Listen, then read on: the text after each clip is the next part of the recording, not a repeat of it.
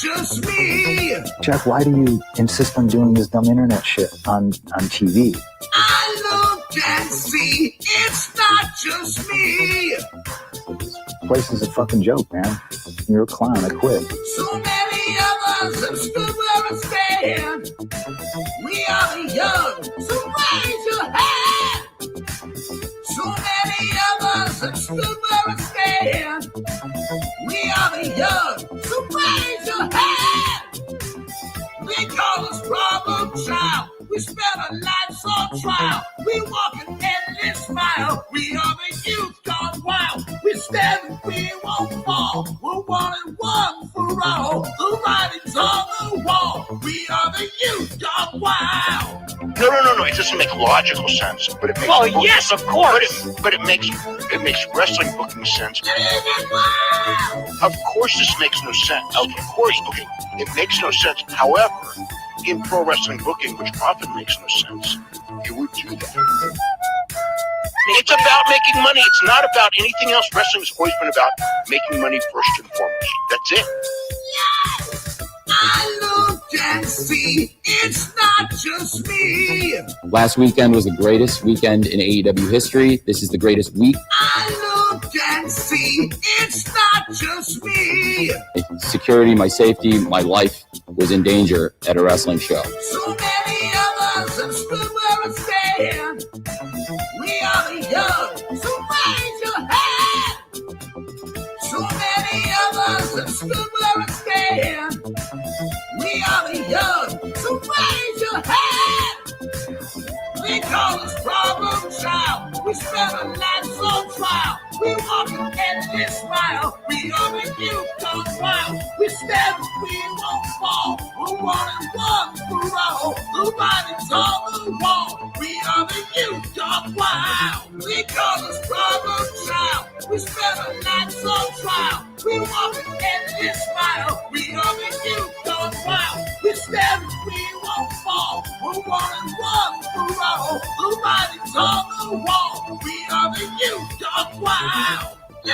Wild. Yeah! If you're familiar with how we do things often here on these Wednesdays, it's a lot like one of my favorite movies, Time Cop. What? Fuck you. Fuck you. Yeah! I'd be remiss for my friend if I didn't ask you about Fallen Angel. So the Fallen Angel is a performer named Chris Daniels, and Chicago guy. Yeah. And was brought out to Los Angeles, and he had the daunting task of taking someone like me who couldn't move and trying to teach them the basics. How to move. The basics of the business. So boring. Well, so how many high school boys does it take to change a light bulb? Want to light up your life? Yeah! Have those Slim Jim! Tired of the spice! Baby, do the thing!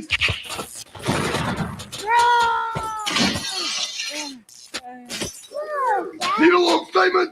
Stand with those Slim Jim! Stuck a bitch. We're about to get vile.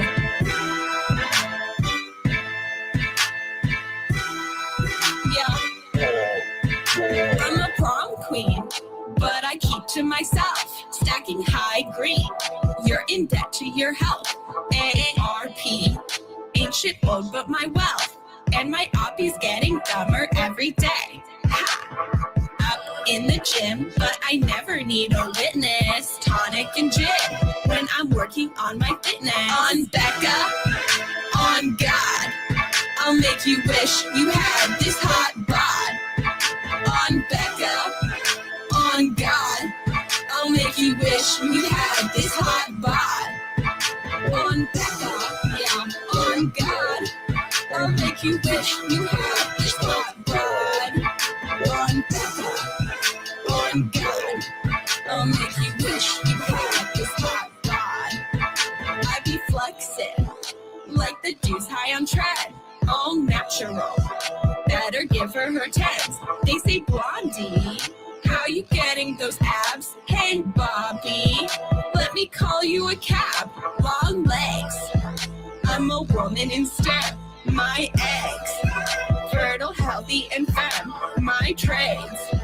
Flowing free like the Thames. And my haters getting madder every day. On Becca, on God, I'll make you wish you had this hot bod. On Becca, on God, I'll make you wish you had this hot bod. On Becca, on God, I'll make you wish you had this hot bod. On Becca, on God, I'll make you wish you had this hot bod. Yeah.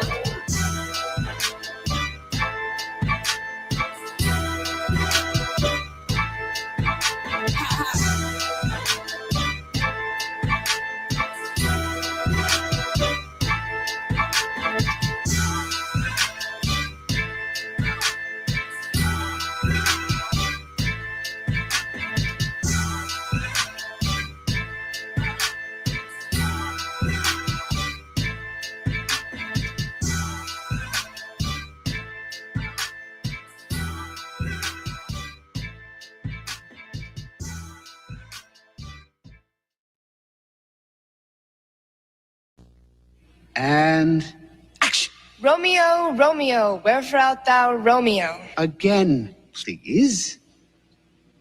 Again? Again. Art thou bored? Yeah. Step into a Slim Jim.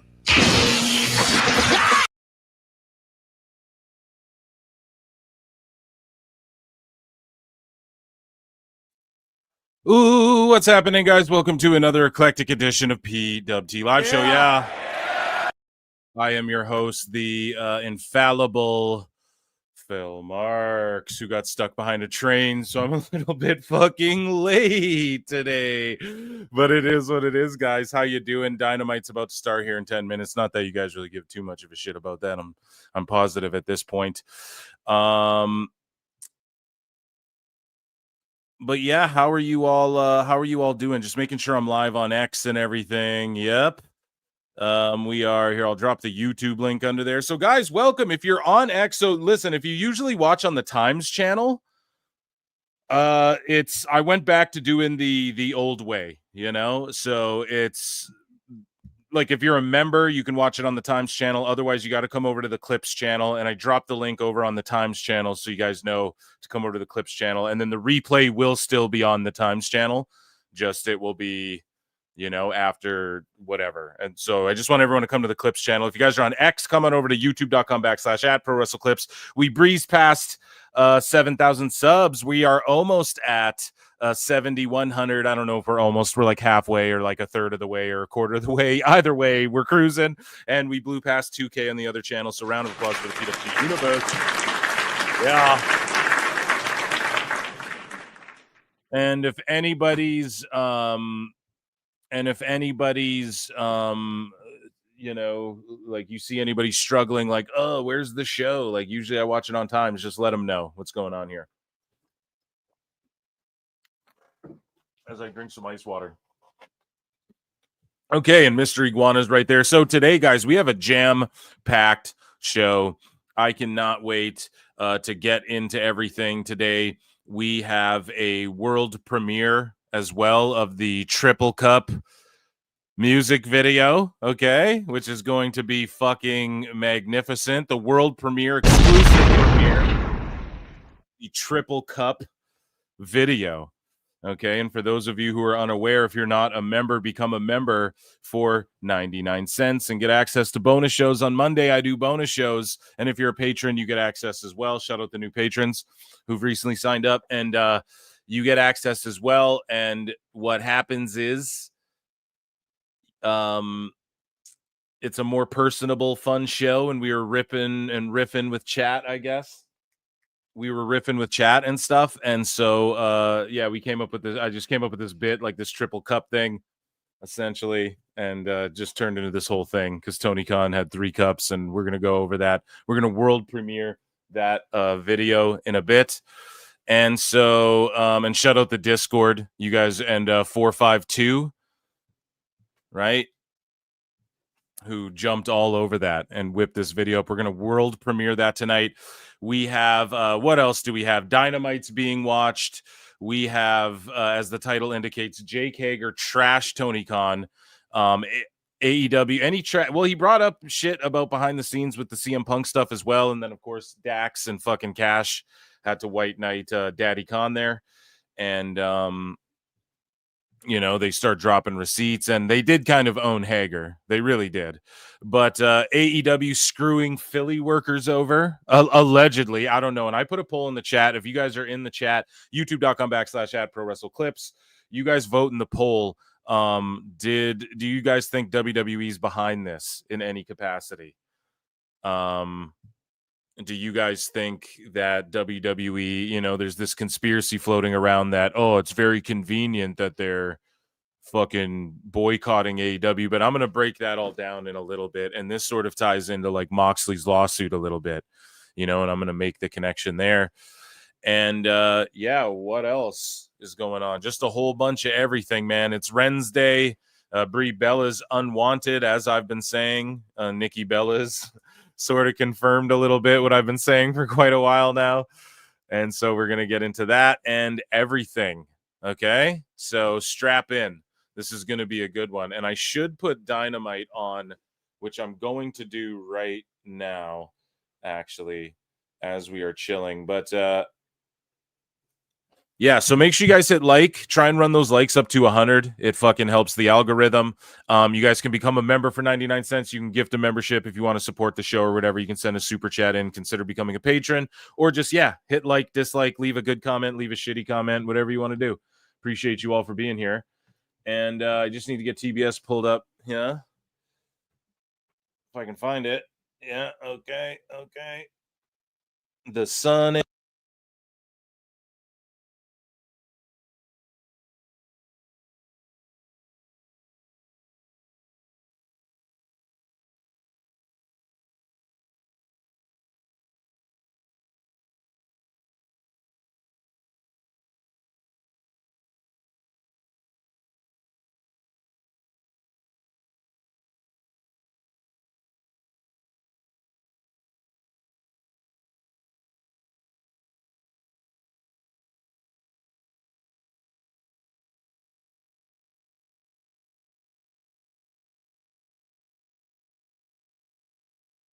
Whole economy of your city down. Drop one drippity drop at a time. One drippity drop of Moxley's blood at a time. Shout out Burgundies for fucking editing. Go to sleep, nap boys. Making everybody in the UK go to sleep. Boys are screwed now. Triple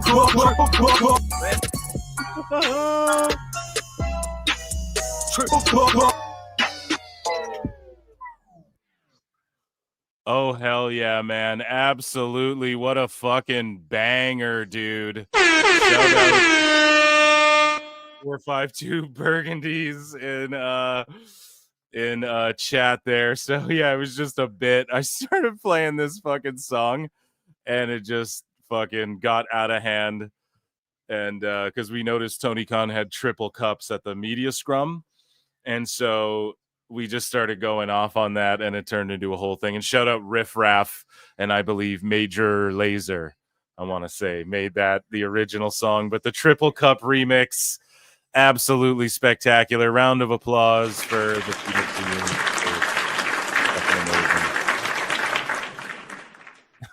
team. Oh, man. Okay, so let's get into some, let's see here. We have an abundance, a plethora today. So we will start in the miscellaneous section of news, okay? And if you guys haven't yet, make sure you go and check out the podcast I did. I released it today. I did it with my buddy JJ Alexander from the Full Circle network, I believe, Full Circle Radio. Yeah, and he hosts White Heat, and he reviews movies and shit on on other shows and stuff. But it was awesome to have him talk about like booking and all that sort of stuff, because he has some hands-on experience and sort of at the level of the Psycho Stu Raja Jackson situation. And we just broke it down, like, you know, the relationship between Rampage and Raja, the everything. It's a real in-depth breakdown, and it was really awesome. And so make sure you guys check that out. And again, you can listen to that after this or whatever. So anyways, let's head over here to miscellaneous news, and let me play something for you guys here. I will play a little bad news, although it's not all bad. Ladies and gentlemen, I'm afraid I've got some bad news. So, and chat, let me know, were y'all fucking feeling triple cup or what? Go back to the last press conference. He had triple cups going. So then I was like, oh man, fuck around double cup, because it just reminded me of that song Two Cups or Double Cup or whatever. And then I start playing it, and then the chat runs with it, and it was fucking, and it was, I think 452 or someone in chat was like triple cup. And then I was like, oh, fuck around triple cup. And then I was playing double cup. It's too funny. Go back and become a member if you're not, and get access to the bonus shows. They're so good. Okay. So, guys, we have a lot of miscellaneous news. Let's play the draw. I'll play it one more time for you guys. Fuck it. We'll just do it. Ladies and gentlemen, I'm afraid I've got some bad news. Run it back if I didn't already. So Nick Gage returned to GCW. So Stinkashay and Cardona teamed up at GCW, or like they aligned, right, and put a beat down on Shotzi. And this is when Nick Gage returned to GCW. Now, well, What does Jim Cornette call him? The bank addicted drug robber? Judging by the looks on these two faces, this wasn't anticipated. Oh, you see Dewey Donovan? That can only be one thing.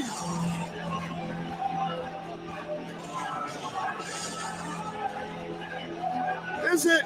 is it?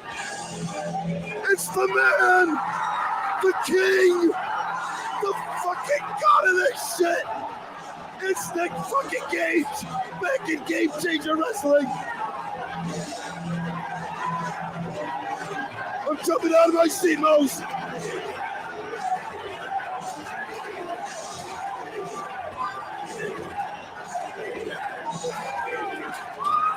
So what do you guys think? Nick Gage fans or nah?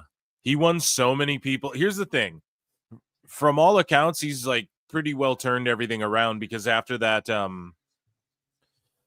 that documentary and stuff and that dark side, he got like super popular and was selling shitloads of merch, and his price tag went up a little bit, and he, you know, they put him on AEW, and he rode that momentum. And he was able to, I'm not saying he's like balling out of control. Maybe he is now. I don't even fucking know. But I think he like cleaned his life up and turned shit around. So. And Nick Gage holding up the GCW flag. Welcome home. Carried that flag for years across those shoulders. And now, now go to work, Nicky. Yeah. Spine buster. Spine buster. Looks like he's seen a ghost. DDT. Cardona and Gage. I assume, yeah, it's going to be Shotzi and Gage against those two. Shout out Ricochet, just healing on everybody. So Gail Kim said, I'm posting this for my dear friend Christy Hemme. She wanted me to send this for support. Please pray for her family. Now, I don't know if like either of them are affiliated with TNA anymore, so I just put it in miscellaneous news. Christy Hemme said, I believe they're both not, but Christy Hemme said that I deeply believe in the power of prayer. The last time I asked for a public prayer was when Charlie and I were in dire need of a miracle, being pregnant with quadruplets. The miracle was granted, and they are here safe and sound. Yo, Christy Hemme had fucking quadruplets? Damn. Shout out her God. You know what they say? In life, you got to be a hoe. No. But this miracle was granted, and they're here safe and sound. Please pray that the flat tire in Oregon can be contained. It has burned 54.8 acres so far. Our fire insurance was dropped a couple months ago. Neighbors a couple streets over have burned down and the fires hit our road. Oh, fuck. I really hope she's okay. Dear God, please protect all of the people. I pray for the hearts of the people that have lost their homes already. Please, please, please protect the love of my life, my husband, the father of my 5 children, his father, and all of our dear friends helping to fight the fire from our home. Please protect our neighbors that are staying in, fighting for their homes. The goodness of humanity jumping in to help so quickly is humbling. Lord, if our home goes, I accept this outcome. And if you would grant our family a miracle to keep it, I will accept it humbly as a gift poured in this life. In Jesus' name, amen. So, yeah, there you go, dude. Is there an update on that? I don't know. That was like 4 days ago. So we haven't heard anything bad. I'm sure we'd fucking heard it on a ton of fucking these dirt sheet sites if there was something tragic that happened, right? So hopefully it all worked out and will work out. So there is a major update on Jonathan Gresham's health after suffering 2 strokes. So we covered this on the show. He just had 2 strokes and he posted about it. And I'm a big advocate for this guy to get into WWE. I think he'd be cool in the Heritage Cup and all that, although I don't know how much they're really doing with the Heritage Cup anymore, you know? But it was very scary. He actually bounced back well. So this is what Grace said. I talked to a doctor about it extensively. They say he's so young. That's why he bounced back so fast. They're really now just trying to figure out why this might have happened. But there's this whole thing of maybe we'll never know. Maybe it was just a COVID complication. Sometimes these things just happen. Yeah, that's the thing, man. Sometimes just freak shit happens. Exactly. It could have been from an illness before or something. It could have been. I mean, who knows? I don't. Right? Some people. Yeah, whatever. Fuck. Did he party a lot when he was younger? Because sometimes that comes back, and I'm not even throwing that out there. I don't want to even make a rumor like that or anything. But it's even that some people go hard in their fucking 20s, and then they are totally chill. They're 30s and 40s, and then some shit in their 50s comes back, and it could have stemmed from that. So moving along here. Karrion Kross is also in GCW with Scarlett, and I think they're sort of forming a faction of sorts as well. And he's playing a violin, and he's still just Kross. So it's odd that he's just Kross and she's just Scarlett. And you can call him Killer Kross if you'd like. You can call him Karrion Kross if you'd like. Whatever, doesn't matter. But Kross, Scarlett, they are in GC Dub, and they're all over the indies. And he did say I'm not going to do anything that'll jeopardize my chances of going back to WWE or burning a bridge there, right? So him doing this is better than him showing up in AEW and shit. And I wonder if people were here's the thing, right? The amount of money that WWE was offering him now, if he has to go back, they're not going to offer him that same amount again. And it's I don't know if he's making that much on the fucking indies. Hopefully, maybe, it's maybe the indies are willing to fork over more money because he's such a name, a prolific name right now, currently, at least prolific as far as fan demand and stuff like that. And his demand before he went to WWE and while he was in WWE at certain points, right? So I don't know. Are they just dropping bags to get him in Scarlet, or is he taking a serious? Because we've talked about this a bunch on the show. It makes more sense for Elena Black to just do OF than wrestle in front of 15 people or whatever. A lot of these folks thought they'd go to the indies and get booked more than they have and earn more than they have on the indies, and they haven't done that. Some of them. And so I wonder what's up with Karrion. Is he just I'm just going to take a fucking huge hit and I'll just do it to keep my name out there and stay relevant? I don't know. But how many people are talking about this? I'm not sure. He might have fucked up his whole shebang there, in my opinion. But let's just take a look at what he's got going on here. And Shotzi is, of course, the Garage Beer champion as well. I lost my dream job and I'm so sad. This isn't WWE. I don't know what I'm doing. I don't know. And it's not a work. It's clearly not a fucking work. Hey, you know what? I'm not sad anymore. You got to get on with your fucking life. What am I going to do? Learn to play the violin? No. I'm going to do what I'm good at, which is fuck people up. Nobody's paying to see sad people. They're paying to see maniacs. Am I right? Exactly. Exactly. Crossbeard champion. I know what you're thinking, Matt Cardona. We're coming to take your crown. I mean, she might be coming to take it. Me, I actually think something's psychologically wrong with me. Like, I think I want to drink your blood. I don't know, I might. I'll see you around. You're getting fucked in the ass raw dog style, and he's draining your fucking blood. You heard that right. Remember who the true What? fucking indie goddess, Shotzi fucking Blackheart, your new champion. Fuck you. It's cringe, but because it's just so much. It's like, come on, man. There's other good cuss words, you know? Like skanky bogan. No? But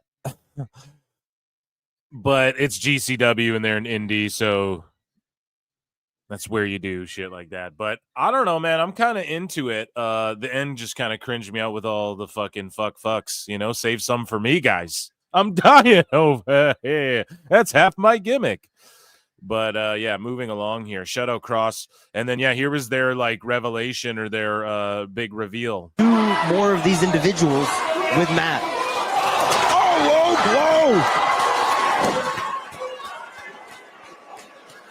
blow! What on earth is happening, Mose?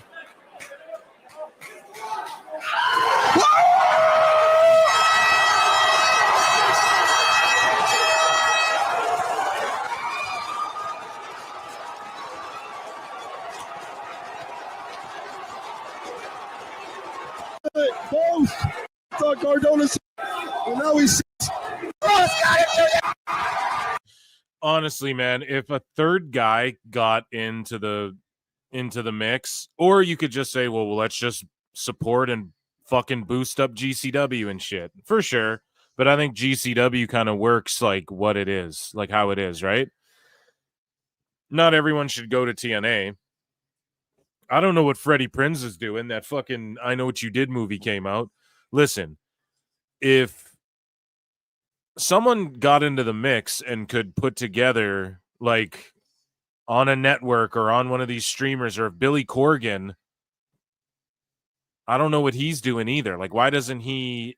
I would be, like, trying to scoop up or, well, maybe not because it's NWA. Again, NWA, it's just, it has to be like a new Fed, like AEW was, you know?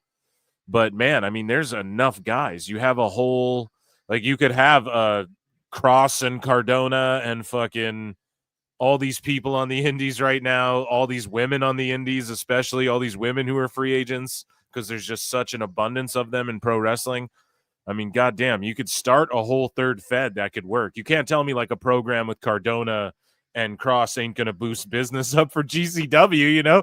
Like, holy shit, GCW already outdrew AEW in the same fucking building, like in the same month or whatever, with the same guy headlining Cardona. So you mean to tell me adding Cross to that mix ain't gonna fucking put them in talks of, like, I don't fucking know, dude. It's awesome. Wrestling's awesome right now. Former WWE Divas champion Barbie Blank, Kelly Kelly.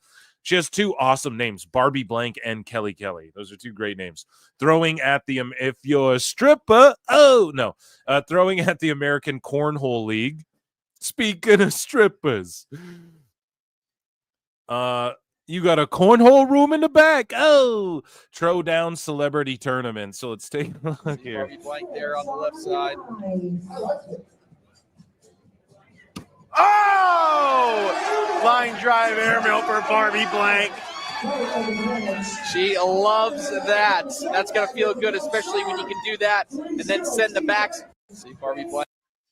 Right on. Just get drunk and throw fucking beanbags. That's what I was doing over this weekend. So former WWE star Abraham Washington, real name Brian Jossie, has returned home after spending almost a month in hospital, as revealed by his partner, Marnay June Barnum. Jossie suffered a tear in his intestines, and despite undergoing successful surgery, he experienced complications that caused fluid to go into his lungs. He was then put in an induced coma and was on life support. Wish Jossie all the best in his recovery. Yeah, dude, thank God. Fucking kicked out, man. Kicked out. It's good. So the Good Brothers showed up at Wrestle Prestige. In the same way, everybody does this, like, we're masked up, then pull the masks off. It's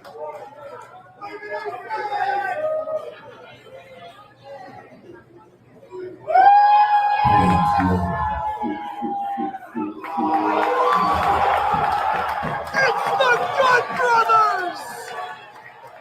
Carl Anderson and the Big LG have arrived! And so they're Bullet Clubbing it up again. Maybe they try and bring Bullet Club back and get it hot again. Like, who gets the money for that? New Japan? Like, he's wearing a Bullet Club shirt. Does he get any money for that? That's what I'm so curious about.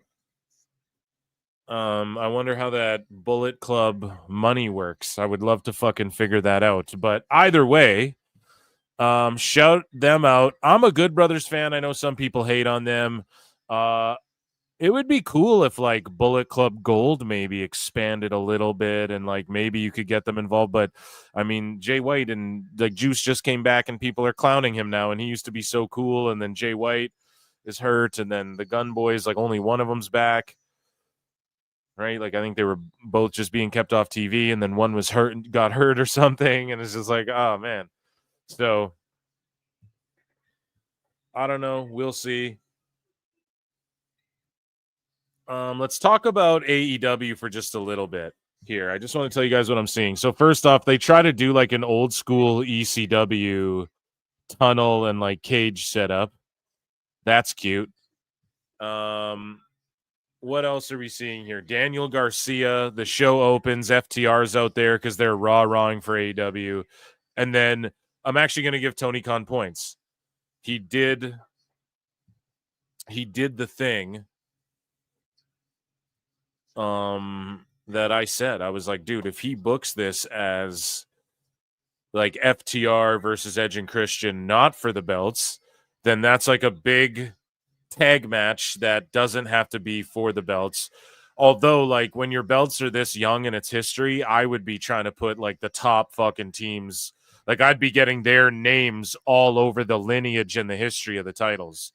Right? Like, Edge and Christian would be at least challenging for those motherfuckers, you know, a couple times, so that when you Wikipedia it, it says Edge and Christian, Edge and Christian. Same with the Hardys. Like, I'd have just slapped them on them right away and just had them jump off fucking shit like they were doing for a couple months and then whatever, right? Like, that's how I would have fucking done it. I'd have given them the belts just so there was a bunch of viral clips of Jeff Hardy jumping off shit and those titles being in the picture just for historical context, you know? But whatever, I'm not in charge of that company, and maybe some people are like, that's not the way to do it, but hey, either way, what else am I seeing? Daniel Garcia out here. Nobody wants to see fucking Daniel Garcia. I'm sorry. And yeah, their little setup is cute. I'm actually going to fucking put a tweet out about that. AEW Dynamite ECW.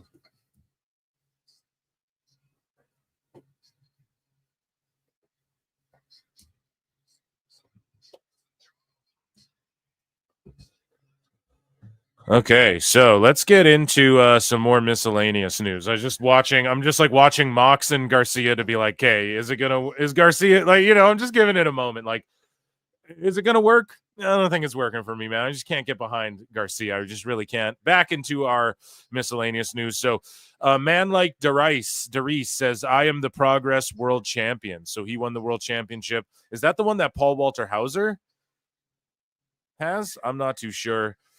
But here's an interview with the wrestler, and we have some Raja Jackson, Psycho Stu updates and some people's opinions on the matter. I did a whole podcast with JJ Alexander.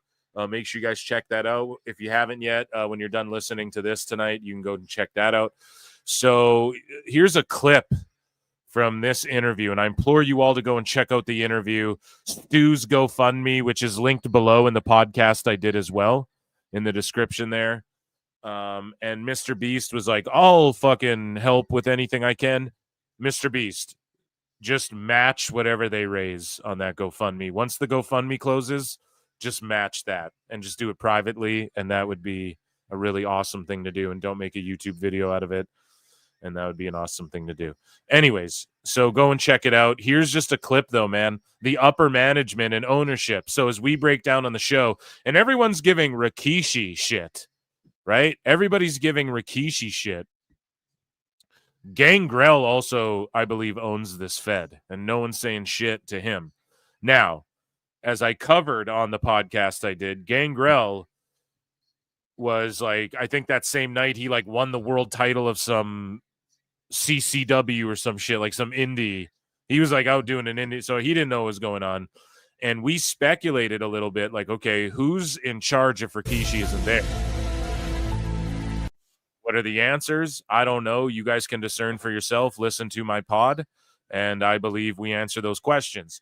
But upper management and ownership allegedly told them they were encouraged to not work with police. So, but the most disgusting thing is that people at this school are being encouraged to not cooperate with the police. From what I hear, the police were there investigating the scene shortly after Stu was removed. So look, here's DMs to back it up. Please refrain from engaging in comment sections on social media posts about the tragedy. It will be weaponized in potential criminal and civil cases. Fly low. Okay, now hold on. That is, listen, because people just, like, I understand that one. Like, the fly low's kind of shady. He better lay low. But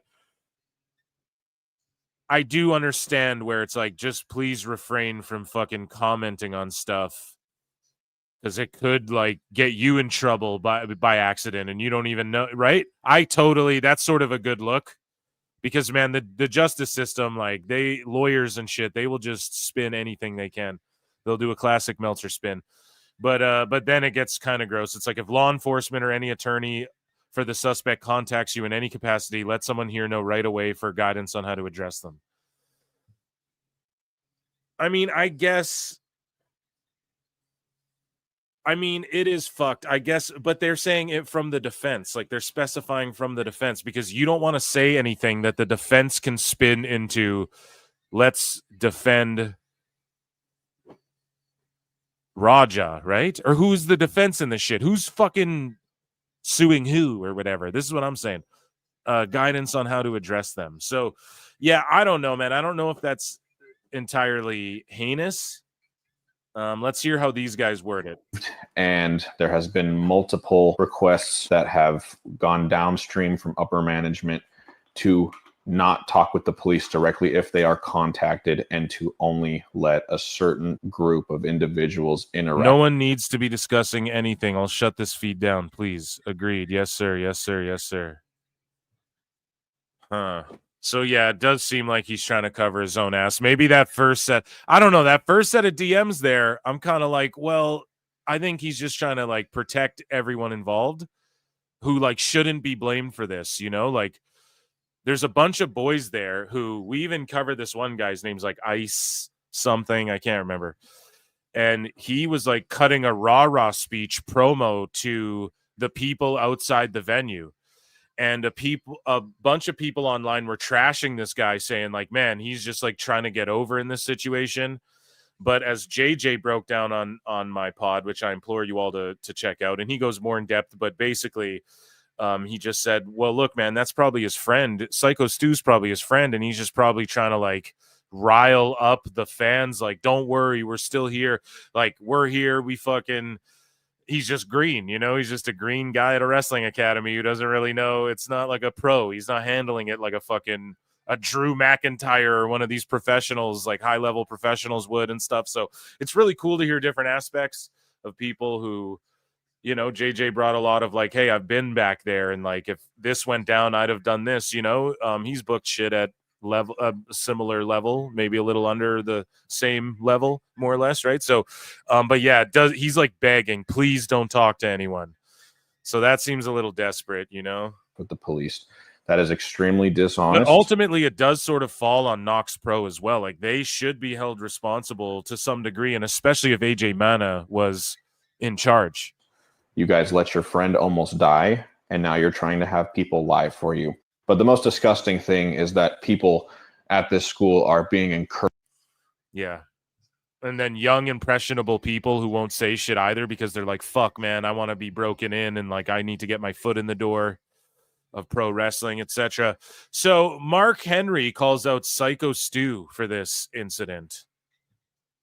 And I just think this is a fucking dumbass take. I'm not even going to lie. I didn't like the ribbing. I didn't like the joking. And anybody that talked to me that I didn't think was worthy of having that kind of aggressive conversation, they got that work. And, you know, I don't know the full story, but I do know what I saw. And it looked like he wasn't smart to what was going on. And the dude that was messing with him bit off more than he can chew.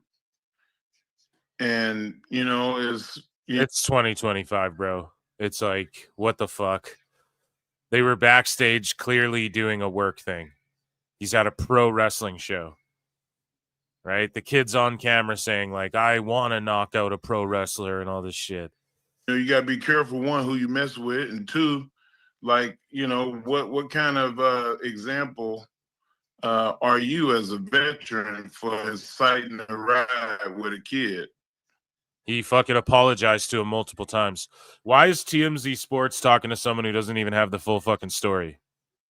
And Mark Henry, why are you talking about this shit if you don't fucking know? Seems kind of stupid, not gonna lie. And yeah, he like literally broke kayfabe and apologized. If you saw that part, you'd be like, oh, well, I don't really like him breaking kayfabe like that. You know? It's pretty fucked up, dude. If that kid disrespected you the way, if he was backstage in WWE and tried that shit on you, would he have got that work, Mark Henry? Would you have given Raja that work? Come on, you know, man. And I mean, he's not 12 or nothing, but he's still significantly younger. And you know, you want. No, he's a grown ass man. He's 25. He landed 25 unanswered blows. You just don't do that. Any grown man who does something like that is fucking a lunatic. So Jake Hager, who we will talk about a little bit in AEW news and WWE news tonight, he's all over the place. He says nobody wants to watch Goldberg now. He can't run a spot. He sucks. And Goldberg's like, hey, man, you're not a shooter like I'm a shooter. I'm a real shooter. You're not a shooter. That's pretty funny, dude. So Maki Ito confirms that she's a free agent with her TJPW contract expiring. And she says, with Korakuen Hall show on August 23, 25, my contract with TJPW has come to an end. Back when I was struggling as an idol, it was Takagi who discovered me. I wasn't good at singing or dancing, and I was never that popular. But the one thing I was ever praised for was pro wrestling. Thanks to TJPW, I was able to spend 8 years and 7 months growing and living alongside this company. It's all because of the company that everybody I've met along the way. I'll continue wrestling, so I'm sure we'll meet again somewhere down the road. I'll never forget the gratitude I feel toward everyone who has supported me. I'll keep treasuring the experience and knowledge I gain there as I move forward. From the bottom of my heart, thank you, fuck you all. She hit him with the Jim Cornette. And, hey, man, I might catch heat for this. Fuck you, bye, boom. I might catch heat for this, but I like Maki Ito, and I don't know if she'd work on the main roster, but I think she could play off some of the girls in NXT really fucking well. And I think she would, not that she even really needs NXT. I just don't know if her style and her, like, comedy would get over. Speaking of not getting over, here's RVD's take on the Raja incident, and he caught a shitload of heat for this stuff. Now, he says it. He doesn't condone Raja's actions, but he is, I don't know, it is a little bit, well, you guys can hear his take. And one of the things Rob said, and typically I agree with him, man. Like I like Rob, but one thing he did say in the past that was super dumb. He was like, "Oh yeah, everybody drives drunk." And the dude interviewing him was like, "What?" And he's like, "Well, how does everybody get home? I just assumed everyone was driving drunk. Like people go out to drink, right? How do people get home?" It's like, Rob, they take cabs or walk or Uber now or have a designated driver. Like, what are you talking about, bro? So, I mean, I don't know. That's a little cooked. And his take on this a little cooked. But one thing he said was like, yo, in martial arts, people get punched unconscious all the time. And it's like, or like in MMA, UFC and shit. And it's like, yeah, but that's the whole thing. That's the whole point, right? In MMA, in all of martial arts, it's about intelligently and intelligently defending yourself. Once you stop doing that, the fight is over. Otherwise, people can die. Recently, we had 2 Japanese fighters on the same card die in a boxing card. Okay? People will die if you don't protect them, especially when they're knocked unconscious. Their brain's rattling around. You can't keep rattling their brain around. They'll fucking die. So, in Minecraft, right? So, yes, in MMA, someone gets knocked down, they eat 3 or 4 punches, maybe, and then the ref's in there, right? Like sometimes it happens so fast, the ref can't get in there quick enough. Okay, he eats a couple extra. A lot of times a dude gets starched like that, and the refs are in there pretty fucking quick. And yeah, it's brutal when someone gets wheel kicked and shit. But again, there's doctors on hand. They're anticipating that's going to happen, and you're defending yourself from that. You're defending yourself. The Psycho Stu wasn't defending himself, right? So that's the antithesis of martial arts. So you can't say, well, in combat sports, people get knocked out. Yeah, but this is why power slap's retarded and nobody likes it, because you're not defending yourself. You're just letting someone hit you. Okay? If it was like power slap fight league where it's slaps only fights, okay, that might be entertaining, but we have bare knuckle boxing, so why do we need that? But like that might be more entertaining because you can defend against the shit. Even the pillow fighting league is getting hyped up and shit. Why? Because you can defend yourself at least. That's the whole point of martial arts, is to defend yourself and those around you. And if your coaches, trainers, senseis, dojos, gyms aren't teaching you that, you learn that in like 6-year-old karate class. If you're not fucking learning that, then whoever's running your shit is a dumbass, is shitty, is the shits, right? And I'm sure everyone who's trained martial arts can agree with that, and Raja, as a guy who trains mixed martial arts on the regular, should fucking know this. And his dad was a pro wrestler and his dad was an MMA fighter, so he should understand this shit a little bit, And his dad was an MMA fighter in the Age of Pride, where that's half of that shit was a work anyways, so a lot of basic thinkers are pulls and pulls are basic thinkers, but they don't have to be both, because a basic thinker can only think about like one thing on their mind at a time, not 2 different things, right? Yes. Like for instance, I want to start out by saying best wishes to fucking Psycho Stu Smith. Yes, absolutely. Right? Absolutely. Hopefully he will regain his health and do it quickly. That's a shame. He definitely didn't deserve what happened to him. Now, if you're wondering if you're a basic thinker, if you thought that me saying that was somehow hypocritical because my text said that I back Raja, then you are one of the basic thinkers that can't understand. No, Rob, no, it's not basic thinker because they don't agree with you, Rob. It's not that. Those can both be true in the same universe. Don't do that now. I'm not picking a side. If I did, I'm not even saying it would be Raja's. All I'm saying, it's like when JR said that Vince was looking ugly. And then he said, well, that's the pot calling the kettle black. One has nothing to do with the other, right? So I'm not saying that this guy Stu deserved what happened to him by saying that I got Raja's back. So true, and he is right about that. He may just interpret this as hey man, he shouldn't have fucked around in the locker room, which is just like, I don't know, dummy fucking culture that doesn't need to be a part of pro wrestling anymore, right? It really doesn't.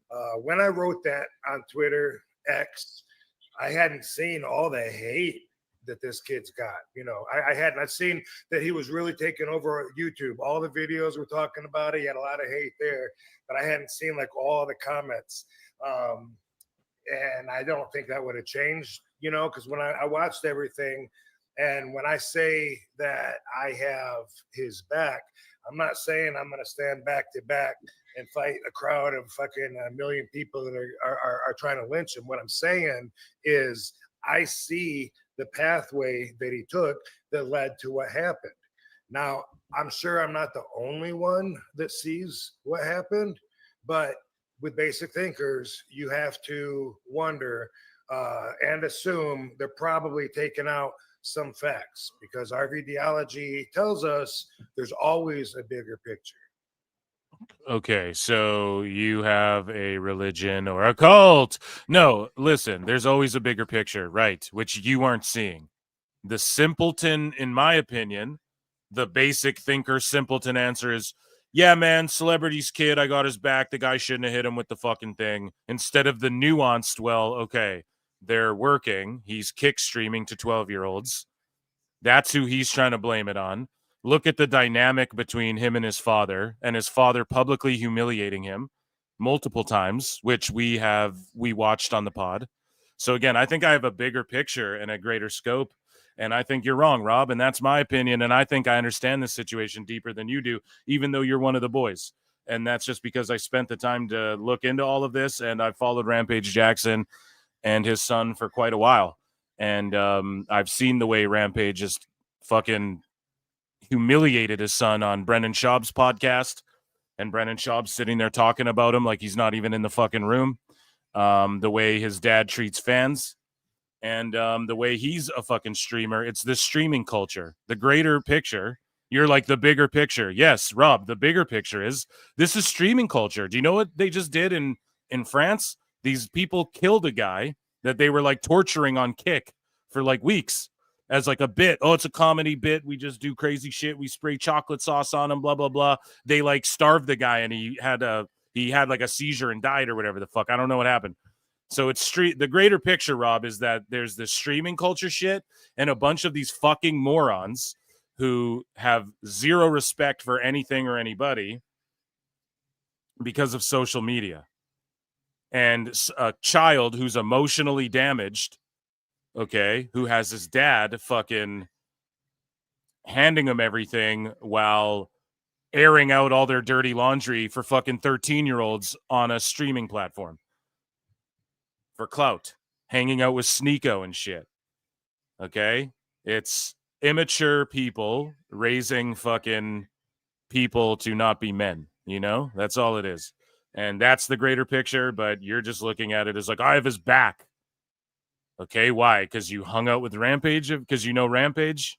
Because you met him? Like, what's the reason? You haven't given a reason for why you have his back. You're just undermining anyone who disagrees with you. Right. And there's a bigger picture than I know. And right. Maybe, and I just pointed it out, and I think it makes you look wrong. When we go over and break it down, maybe you'll learn some stuff you didn't know. Right. I'm sure that Psycho Stu knows. Basic. Look at this guy. This guy's beer. Holy shit. Look at that, man. You don't ever want to be caught sucking a tip, okay? That's all I'm saying. The beer foam's over. Right? Watch. This man can't even drink a beer properly, Rob. Break it down. Maybe you'll learn some stuff you didn't know. I'm sure that. Hey, I'm not. Hey, now. I ain't judging. I ain't judging. Psycho Stu knows more than I did, and we'll get than I do now. Yeah, I don't know. I just think what happened is that Rob was quick to be like, I back up Raja without knowing seeing the full scope. And it's funny because it's all streamed. So it's not like, how do you not know? Or why would I spend the time learning the full picture? Because they just streamed it all. They were streaming the next day. We see it all unfold in front of us, and I think he's just trying to like defend the tweet he put out in hindsight when he should just be like, fuck, I spoke too quick. Anyways, Shayna Baszler versus Masha Slamovich just announced for Prestige. So that's fucking awesome. Shout out Masha and Shayna. Hopefully Masha gets a fucking win. AJ Mana releases a statement on the Raja Jackson Psycho Stu incident, claims he was in character while speaking to Raja. I'm in character too. You fucking mark! Jeepers, man. Moving along here. We have Bubba the Love Sponge again, just sponging, soaking up as many views as he can get off this fucking Hulk Hogan shit. And again, this is somewhat on Brooke. Dummy, yeah. Where's my fucking dummy? Who's watching Dynamite tonight, chat? Right? So on Hook Hogan, on Brooke Hogan. Dummy, yeah. She keeps running over to Bubba to fucking tell him all this stuff. But he's again, like, it's been a week, bro. If you waited like 2 months, you'd get, but we're all just like, for real, bro, let the man rest. But hey, if Brooke wants this out there and this is the platform she chooses to get it through, then okay. So here's Bubba the Love Sponge. Exclusive. Brooke Hogan called in this morning and shared her experience seeing her father yesterday. It was actually a really nice day. I got to see one of my dad's lawyers who I really, have a lot of admiration for. We were able to hug and reconnect and just say hi. And I was able to see my dad, and he looked great. He looked like he was ready for a pay-per-view. So wait, when the fuck was this? 10 hours ago. So she saw her dad, and he looked like he was ready for a pay-per-view. Hold on. So you actually were able to go see your dad? Yeah, I was. Yeah, it was very nice. So did they cryogenically? Hulk Hogan lives forever, dude. It wasn't just a promo, brother. It wasn't just a slogan. No, these 25-inch pythons, Jack, when they wrapped around that stinky giant's pelvis and pressed him in the sky and dropped him to the ground of the Superdome, dude. One thing's for sure, brother. I was immortalized. They have my head preserved in a jar like Futurama, brother. And you said me and Walt Disney, Jack, and Stanley Kubrick, dude, we're frozen. We're on the dark side of the moon, being held away on capsules till the lizard people resurrect us, brother. They're gonna turn me into the Sphinx. And you said he, oddly enough, looked pretty good. He looked like he was ready to go on TV, and he was big, strong, hair looking good, bandana on, Fu Manchu going. I mean, he looked great. I guess, however they make that happen, but he looked great, and it was awesome to see him. It's actually a wax statue, dude. I'm not trying. Oh my God. I said a prayer over him. Hulk fucking rules, dude, forever, man. And I got to say my, final goodbyes, and that was that, and it was super nice. It was actually a really nice day. Hell yeah, man. I'm glad she got that. I'm really glad she got that. And then here's more. So Brooke Hogan tells us that Clearwater Police invited her to review all the body cam footage from the day Hulk Hogan passed, and she praised them for being very thorough. She also says Sky has been super cooperative and thanked the funeral home for letting her see her dad. So all that fucking, oh man, it's what is it called? Skynet. No, it's Scientology. Blah, blah, blah. And it's like, come on, dude. Come on, brother. It was just all those years slamming jabronis, Jack, carrying the World Wrestling Federation and World Championship Wrestling on my back, dude. 2 of the greatest runs in the history of pro wrestling, brother. Fueled off vitamins and prayers, Jack. So she also tells us there will be some more information in regards to the investigation on her father to be released to the public, but she is unsure of when that will happen. Okay, well, sounding positive, and at least we can sort of bury some of the Scientology got to her, dude. They paid her off. It was the $1 Million Man, dude. He put a hit out on me, brother. Oh man, let's take a listen. Clearwater Police invited me to, go meet with them and review all the footage, all the body cam footage, all the stuff. And I'll just say, they're doing a great job, and they're being very thorough, and Sky is being super cooperative, and everything's going smooth. So, I just want to thank you to the Clearwater Police for doing a great job. Thank you to Sky, and thank you to the funeral home that let me see my dad, and that's basically pretty much it. So I know some stuff is going to become public information. I don't know when that's going to happen, but it was a really beautiful day, and it answered a lot of questions for me. Clearwater Police invited me to go meet with them and review all the footage, all the body cam footage, all the stuff. And I'll just say, they're doing a great job, and they're being very thorough, and Sky is being super cooperative, and everything's going smooth. So, I just want to thank you to the Clearwater Police. Yeah, good shit. Sorry, I was letting it loop there. I was just watching this match. So as we move along here, we have some more news. I'm going to check in with chat very soon. JBL says Raja Jackson is 100% to blame for his assault on wrestler Psycho Stu. And let's hear what JBL had to say with and Conrad Thompson. Psycho Stu, his GoFundMe link is down below, and I highly suggest everybody helps get him healthy and chats me up about donating to. And Mr. Beast, why don't you chat me up, Mr. Beast? Come on the pod. That's not very fair, Eric, to not donate to his GoFundMe. That's not very fair, Raja, to go into business for yourself like that after he was clearly working the shoot, brother. Raja, I'm not only the mortgage guy, I'm also the lawyer guy. And if you head down below, you can save 20% on your car insurance. I also am the Geico Lizard. This was a crime, was it not, John? 100%. Attempted murder. There's no other way to describe come on it. now, And, I'm going to give you some caveats about what could have been done, but I want to make it very clear. This is 100% Raja Jackson's fault. 100%. The fault and the blame lies 100% with this man. I feel sorry for Rampage, who seems like a really good guy. His talk about his son had a concussion. We can talk about that in a minute, and that he should have been there to in that situation, which is, I think, correct. But 100% of this blame goes on Raja. I mean, no matter what happens here, once this guy's out, the fight. Blaming it on the concussion isn't a reason to almost murder a person, right? But Quentin Rampage talked about how he's fist fought and choked his own son out and shit like this.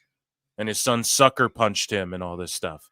And he tells stories about, my Japanese kids I knew were going to go to college, but my two black kids I knew weren't going to college. So I put college money away for the Japanese kids.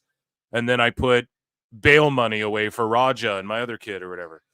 Like, Rampage isn't, I know people are like I've been a lifelong fan of him, but dude, it just somewhere along the line, he fucked up. And the only reason Raja has this kick deal is because of his fucking dad in the first place. And his dad's there hanging out with Sneeko. Like, he's a fucking goof. That's a 25-year-old. That guy's as old as your son. You're hanging out with him so that 12-year-olds fucking give you likes on Kick or whatever. It's clown shit, man. This world is a fucking clown world. It's over. If it is a fight, the guy didn't know he was in a fight. So forget about the fact that, that the guy thought he was working and, he knocks him out. But at that point, it's just attempted murder. I mean, you're hitting. I don't care what happens. I don't care if this happened in the back. A guy's down and out, and you just keep punching him. There's no call for that. Apparently what happened backstage was not planned. He hit him over the head with something, maybe a gimmick bottle or can or something, whatever it was. And you could tell he didn't know what was coming, or at least it certainly didn't look like it. If Raja would have just punched him then, people would have thought, you know what? Yes. Yeah, exactly. If he had just bopped him right there, knock him out, land one or two. And he's just laying there snoring, and everyone's like, oh shit, hey. I'd have still been like, bro, that was was he there to work? Right? But then if you had explained to me, oh man, if that shit was unplanned though, he wasn't supposed to hit him with the fucking beer. Or Raja didn't know he was going to do that. I'd be like, okay, whatever. And then, it's I don't know, man. It just got blown to attempted murder, period. Like, you don't hit someone that many fucking times. Deserved. Yeah. We get it. Shouldn't have done it. Guy's an MMA fighter. He didn't know it was a work. Shit happens. Yeah. But it didn't. And then at that point, whatever you do, I feel sorry for Rikishi. He's part of Knox Pro. This happened. It is. What about Gangrel? No one's bringing up Gangrel, but JJ was like, yes, Gangrel. Like, he made the connection on the podcast. Black Pearl, whatever the fuck. It's Gangrel's school too. Show. Which he had nothing to do with this. He runs a good show. It's not him. No, he wasn't there. But here's the thing, JBL. Who did Rikishi put in charge that night if he wasn't there? And Gangrel was working in Indy. Who did they put in charge? AJ Mana? Because then that's a real problem, dude, for Knox Pro, right? Like, that's a fucking real problem. So much happened here, and so many people are going to be a fallout from this. And this is 100% on Raja Jackson, and no one else can. You can say what could have happened, and it's easy to do. I can tell you what should have happened in backstage, but there's no reason for this to happen from Raja Jackson's point, especially once you've hit him and knocked him out. That's attempted murder. Yeah, and if you train martial arts, you should understand at least that part. So DDP was hospitalized after experiencing atrial fibrillation. So, like, what the fuck does that mean? I'm going to Google it. Google it.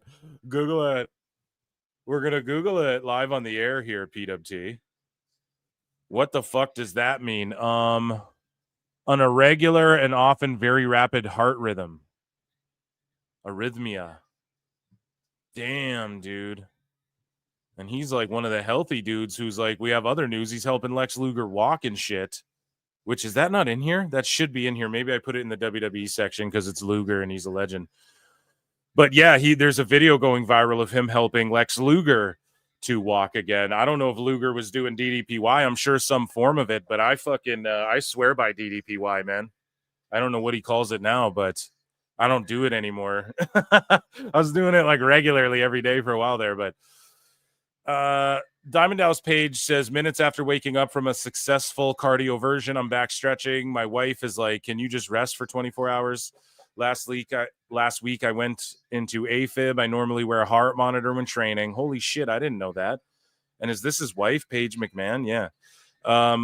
Felt off, dizzy, heart racing. This is my second time with AFib in the past 3 years. I'll have a cardio ablation next month and should be good to go.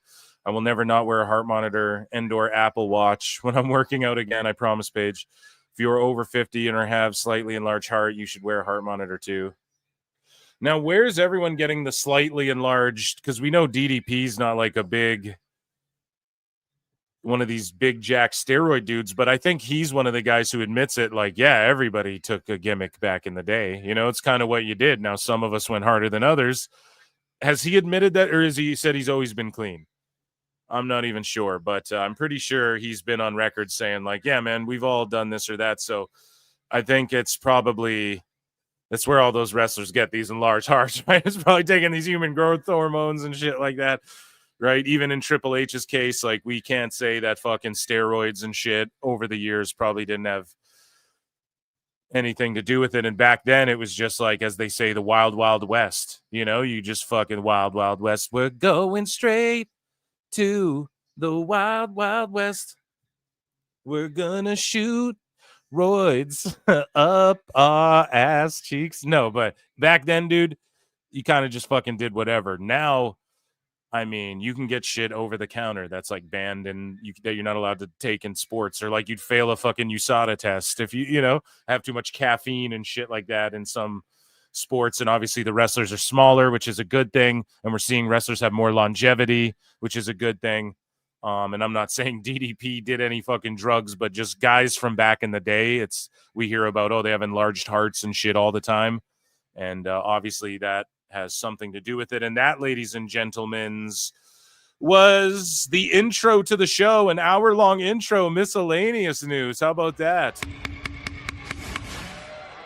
Ladies and gentlemen, I'm afraid I've got some bad news.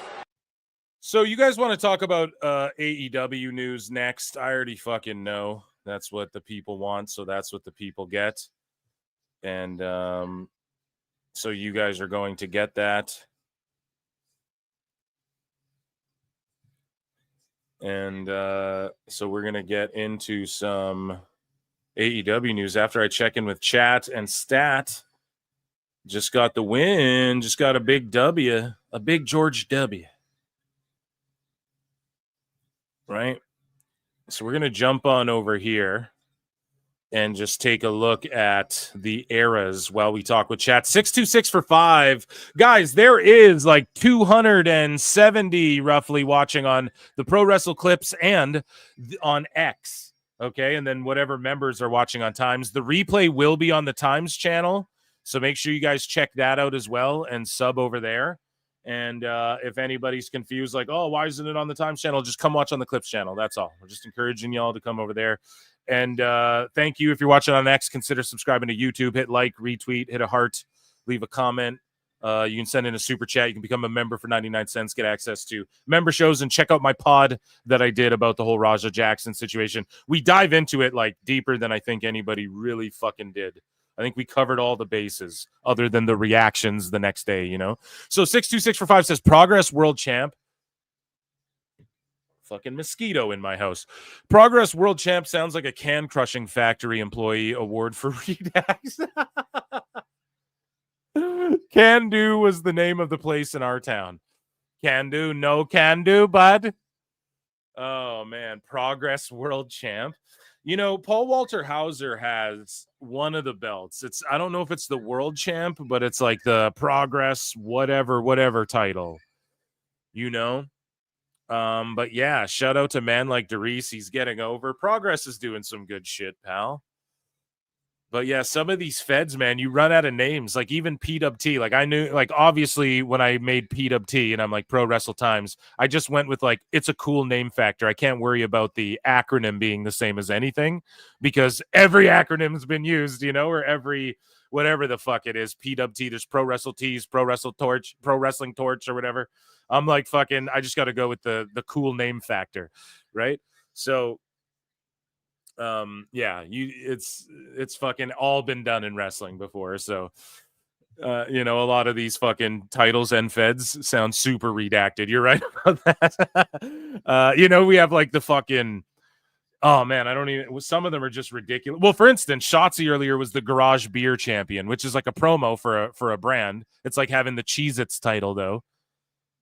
But it's just the fact that she's like, it's on GCW TV and she's parading it around at the same time. It's like, fuck. We have like the New Japan Strong Open Weight title and shit. It's like, what the fuck? Outlaw Mud shows. I really hope AEW closes because of Meltzer.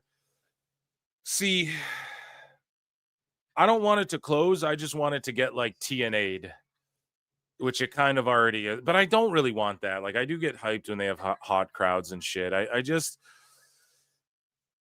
Yeah, it's definitely like Meltzer hurts them. We're going to hear it one day when people leave there and then start talking about it when they're back in WWE and they start shitting on Meltzer more, or when like they're just retired and stuff.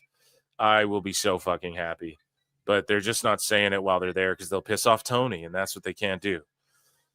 So the next 2 to 3 weeks, AEW will be doing shows for less than 1,000 people. Yep. Regress. Paul Walter versus Jelly Roll. That'd be funny. Falls Count Anywhere match. How many Facebook and MySpace users? No clue. 55 likes, 172 in chat. Guys, run those likes up to 100. It really helps the algorithm. Fucking run them up if you're on the channel. So that means, yeah, there's like 100 watching on X roughly, and then like a however many, couple hundred almost on the Clips channel. So run the likes up to at least 100, please and thank you. Appreciate you guys.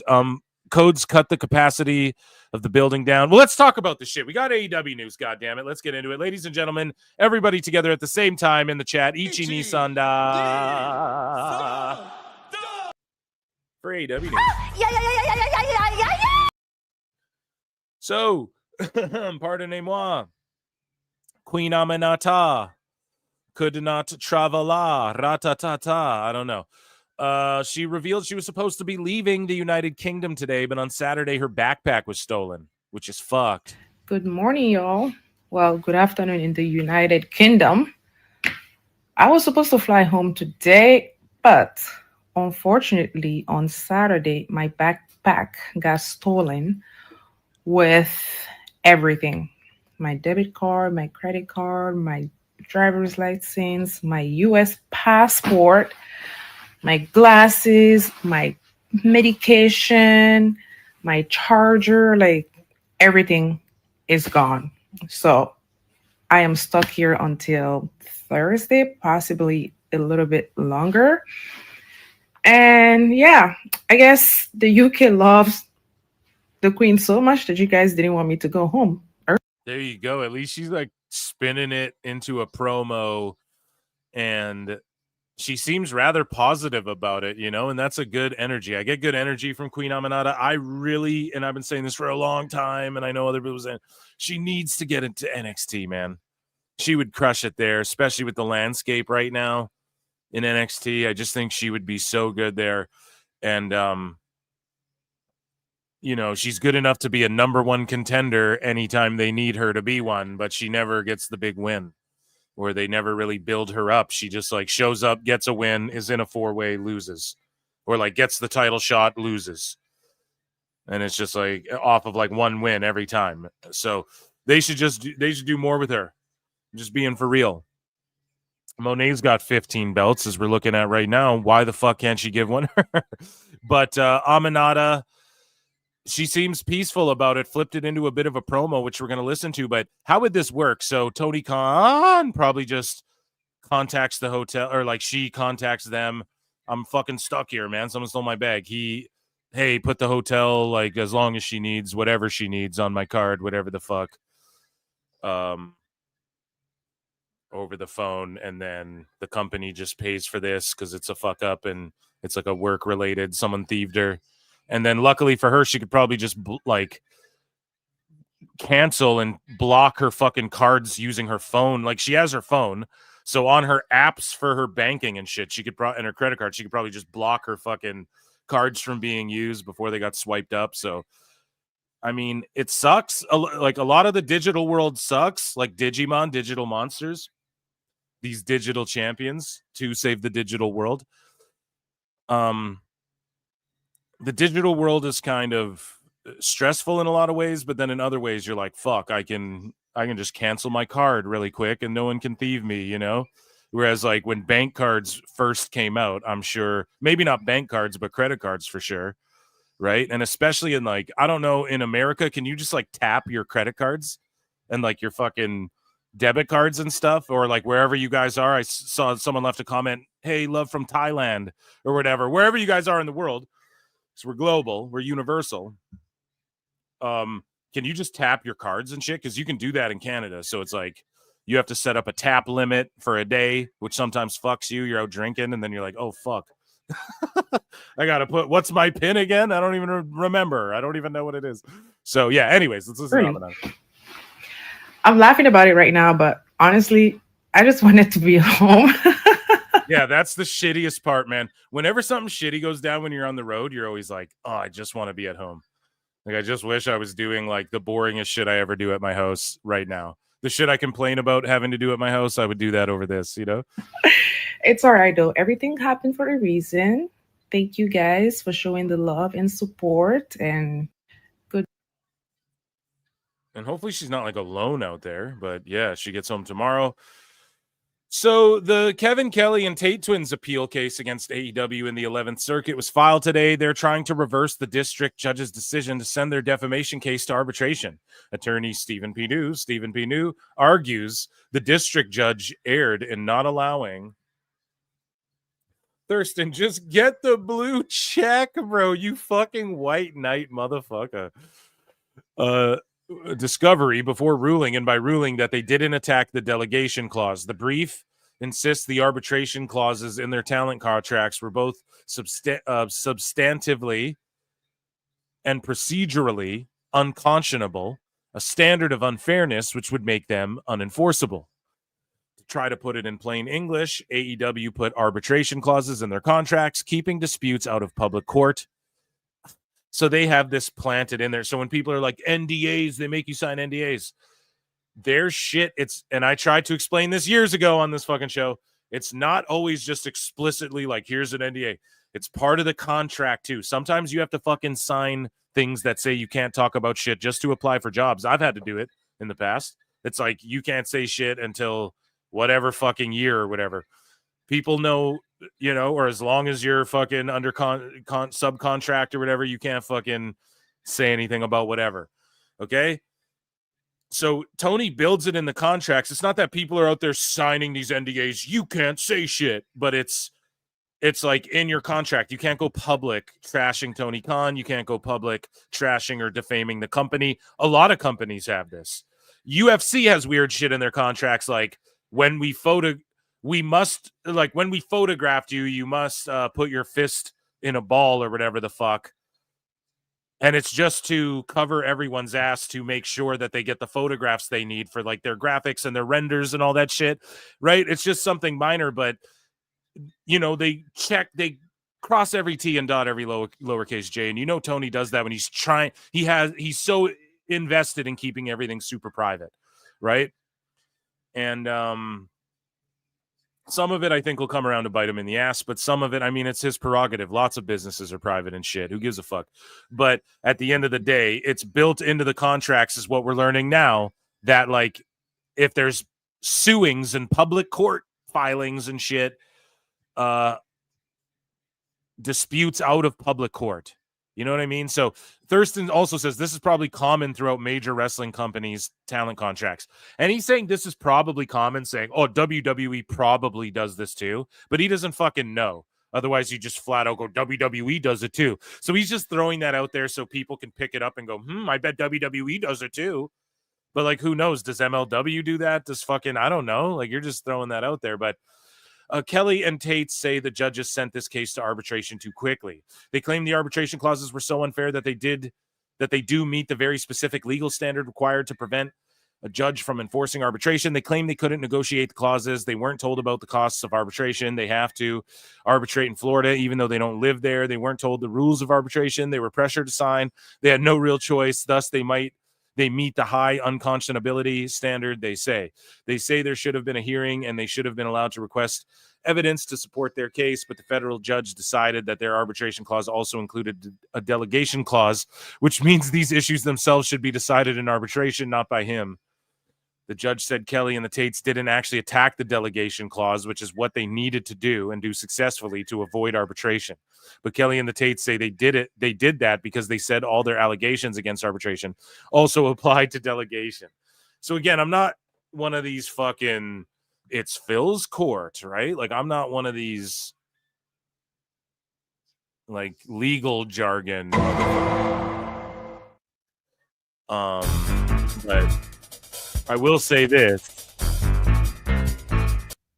It sounds like they just went after the wrong thing, and that's sort of the fucking game you play, right? And maybe Stephen P. knew this is one of his rare fumbles, unfortunately. And it happens. Not everybody shoots or bats 1,000 or, shoots 100% from the fucking field. AEW, and I'll keep you guys updated. Again, man, the Tates reached out like early on, and not to like, they were just like, thanks for fucking covering this shit fairly and stuff. That's always what people hit me. Whenever wrestlers hit me up, they always are like, thank you for fucking covering this fairly and shit. That's all they ever say to me. It's always like one of the first things. So but they have gone like ghost. Why? Because it's like in legal shit, and I'm not DMing them, hey, any updates on your legal? I don't give a fuck. And I think they like got off Twitter entirely. So yeah, let them handle that shit and shout them out. And I do think it's kind of fucked what happened to them, man. Because of all the shenanigans we see backstage in AEW. I just think it's hard for me to believe that they just said we're not showing up to work. Like it, and from what I've seen in their texts, they like weren't getting answers, and it was all confusing about like what the fuck, and some people don't feel bad for them. They're like, well, they just had to drive to Nashville or whatever. But it's like they tried to bring it up that, okay, but we don't have a car. They know that. So then they say rent a car. But then when we did that, we got fucking yelled at last time. And it was a big fuss about getting it reimbursed. So we didn't want to fucking do that again. And we've always been flown out like out of nowhere. They just tell us the day before we're flying out of this other fucking spot. you know? So I get where that could be fucked for them when they were asking all week, like, are we coming? Are we working? Hey, are we working? Are we working? Are we working this weekend? It was like what do they say? The 11th hour, the 12th hour, the 23rd hour, the 24th and a half hour, pal. No. Yeah, dude, they waited till the last minute to be like, you guys, we need you this weekend or whatever the fuck. So if you guys, they might have deleted all that. And, but it was public at one point. So I'm not talking out of turn by reiterating all of that, but go back again a long time ago. I covered that all in the show. AEW and Official League are proud to announce new partnerships with AEW, featuring new collaborations with select USL clubs. These limited edition capsule collections will release later this September. Guys, what is this? I don't know what this is. Should I follow them? Yeah, I am following them. So, crafted by Culture, Superior hats, and other. Okay, so they just make like trinkets and stuff. And it's like a partnership. That's cool, man. But AEW's got to get their own merch. Like, they need to get away from partnering with everyone else, unless it's like Brody King doing fucking Adidas like link ups and shit. Otherwise, I would just focus on like getting away from Pro Wrestle Tees. If they have been good, I don't know what's going on behind the scenes, but they just need better merch deals. Like, that's a good incentive of signing people too. Well, if you move this much merch, but in AEW stuff sells the most merch, right?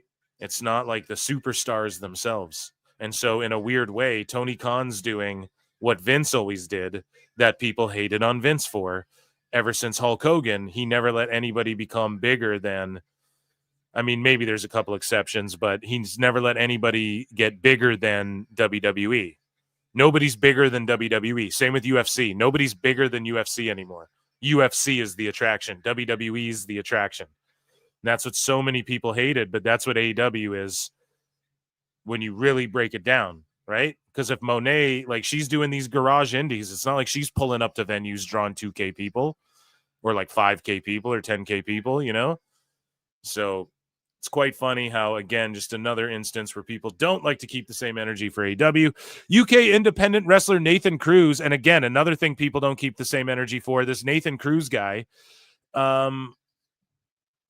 If this was WWE, again, sickos would be like, oh, they're just signing up indie guys to work backstage and stifle their talent and blah, blah, blah. So Nathan Cruz has revealed he's joining AEW as a coach agent. And I'm glad that AEW is hiring more like wrestlers and shit as coach agents. I don't know this guy's fucking credentials in pro wrestling, but hey, he's there. What an amazing week. I'm so grateful to AEW and Tony Khan for this incredible opportunity to join the team as a coach agent. Everyone has been so welcoming, and I couldn't be more proud to be joining a team that last night set an attendance record for inside the O2 Arena. I've been sitting on this news for quite a while now, and it's a relief to be able to finally talk about it publicly. After 19 years in this industry, okay, so like almost 20-year vet here. Many ups and downs that have been well documented for those who know my career. This honestly means more than I can put into words. Thank you. Thank you. So here's an update on Con Man. So Con Man, he's one of these guys who people are like, oh, so many people are like, oh, one of their own fans, like AEW. Men, guys, fuck sakes, right? Con Man is on Raw all the time after every PLE. He's on WWE TV, one of those reactor guys. Not only that, he hasn't even been watching AEW. He's getting back into AEW, trying to cover it and shit. Like, that's this whole situation, is that he stopped doing AEW shit because he kept getting pulled for it. So he goes back to it again, and he's getting excited about AEW. And then when WWE was like, hey, we're going head to head with AEW, Con Man's like, stop this. This isn't good. Like, whatever. And then everyone jumped on Con Man and were like, oh, you fucking sickos like it when it's the other way. No, guys. And I'm not even trying to white knight for Con Man. Like, I don't even know the guy. But no, that wasn't what happened. Like, he's trying to cover AEW again, and they're pulling his shit again. Now, he might love AEW, but trust me, this guy, like, is featured on Raw doing those reactions when they're like 70 billion social media impressions. They're fucking Con Man's numbers are probably being thrown in there. You know what I mean? His reaction videos. And that's You know, they include him and then they feature him and his fucking handle on Raw every time someone returns or whatever. He's one of the 10 faces you see every time. So we've covered this here, right? So Con Man says, oh, amazing. AEW issued copyright strikes and blocked me from using Instagram. So his Instagram was unlocked today. And also his Facebook got banned permanently. He has to start a whole new Facebook because of AEW. So here's an update. He says, we've spoken with some people in AEW, and it looks like the strikes came from a third party. They apologized and are working on reversing the claims and recovering the FB page. More importantly, steps are being taken so this doesn't happen again. Huge thanks to everyone who reached out and offered support. It's pretty wild, man. You want this guy on your side, and you just, like, fucked up there. Meanwhile, he's on WWE TV. You know? So the big story, which we'll circle back to, but here's Kingpin, light-skinned Kingpin Ricochet, again, just spurging out over WWE's like, because it wasn't on WWE, legit, that's the only reason. When this lady says, I thought both world title matches were very good. Why is everyone so mad? And then, yeah, because it wasn't on WWE, that's the only reason. And then this guy, your swag too tough, big bro. Wave Meltzer. Yeah, then Black Girl Wrestling, Dick Rider. Oh, that's funny. You missed WWE or something, bro? Not even a little. Rick, stop the tribalists are going to come after you and say all your Fed matches suck shit. Shit, most of them did, but how are you going to have a good match in 3 minutes, one segment match with entrances, and I got to put the other guys over because I make people look better than they actually are? Of course that's going to suck. See, that's why you didn't become world champ, bro, and you never will be. Because you don't get it, right? Like, yeah, you make people look better than they are. That's how Shawn Michaels was so great. That's how Ric Flair was so great. So, yeah. Sorry, just trying to get more coffee. Yeah, so I don't know, man. Ricochet, stop spurging out about WWE, bro. Doesn't matter, man. Get over it. It just seems like you're not over it. Gets him the wrong kind of attention. So Tony Khan, speaking of wrong kind of attention, so he shouts his mother out. He's like, happy birthday to my mom. And it's like, oh, that's sweet, dude. And then he goes, what a blessing to be able to spend it with her. And I was going to like and retweet this. Like, I'm not an asshole. I like and retweet Tony Khan. I like and retweet indie news and shit. I might shit on fucking some AEW stuff, but I have wrestlers I like, you know, I'm a fan of a bunch of guys. And so Tony Khan, but then it turns into a plug for Dynamite. He can't even wish his fucking mother a happy birthday without making it about himself. And he goes, what a blessing to be able to spend it with her in the very quick turnaround between the historic Forbidden Door pay-per-view in London on Sunday night and Wednesday night Dynamite live tonight on TBS HBO Max, hours from now. So he has to just make it about his mom's birthday, about Dynamite, and plugging fucking the show that already happened. So, yeah, Queen Aminata's stuck in the UK following Forbidden Door. Here's what AJ Boom, Big Justice, had to say to Will Ospreay about his injury. This is for my man, Will Ospreay. Will, what happened to you at Forbidden Door? AJ cuts a promo, and boom, bitch, I'll break your neck next time I see you, too. It's clobbering time. No. This is for my man, Will Ospreay. Will, what happened to you at Forbidden Door should never happen to anyone. And the Death Riders, the Young Bucks, they're going to pay for this. But right now, what's important, Will, is getting you better and getting you back in the ring. Everybody, leave a comment right here. Let Will know how much we love him, how much we support him, how much we need him back in the ring at AEW. And I will make sure Will sees this post and sees your messages. From the day we arrived at AEW, Will welcomed us into the family. He's one of the greatest guys I know, one of the greatest pro wrestlers in the world. Will, we're here for you. We support you. Get yourself better. We need you back in the ring here at AEW. This is from... Hell yeah. Good on him. So Chris Jericho is contemplating, and he tweeted this out the next day. The same picture, #contemplating. He's been laying off of socials until recently. Now that's slowly, and there's no comments allowed, but there's like good favor and goodwill coming around with Jericho again, you know? And contemplation is what he put. And I quote tweeted this and I was like, hey, this would be the perfect name for Fozzie's new single, Contemplation. He comes back, the new song, Contemplation. He's on a plane, though, saying contemplation. Contemplating what, you wonder? Contemplating what, I ask? We'll see what fucking happens here. But I don't know. I'd pop for a Jericho return. I've been advocating for it for a long while. And yeah, man, I think it's going to happen. And I could even see him returning on to AEW for a bit before he leaves ultimately, but he's been absent so long and people are already floating out rumors he might never be back in AEW and shit. So who knows, dude? Who knows? But contemplation, that would be, hey, Jericho, if you're listening, bud, I know I've roasted you and I know that we do the joke with the Youth Gone Wild and all that, but listen. Make a song with Fozzy called Contemplation, and that's your new #1 single, right? And then you can be contemplating Chris Jericho. AEW's Will Ospreay says he has had people in WWE who he hasn't met before reaching out to him about his legitimate neck injury.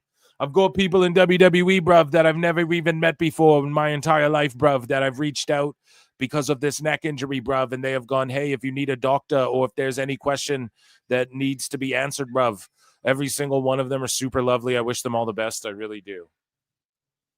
And there you go, man. Classy folks there in the Fed.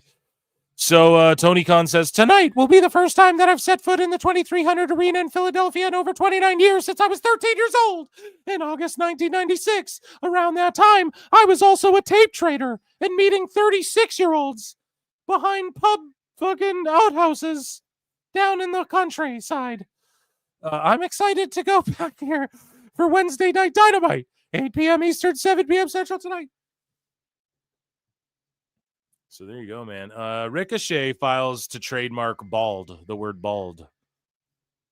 And like Simon Miller was like, oh, that's going to ruin my whole merch gimmick and shit.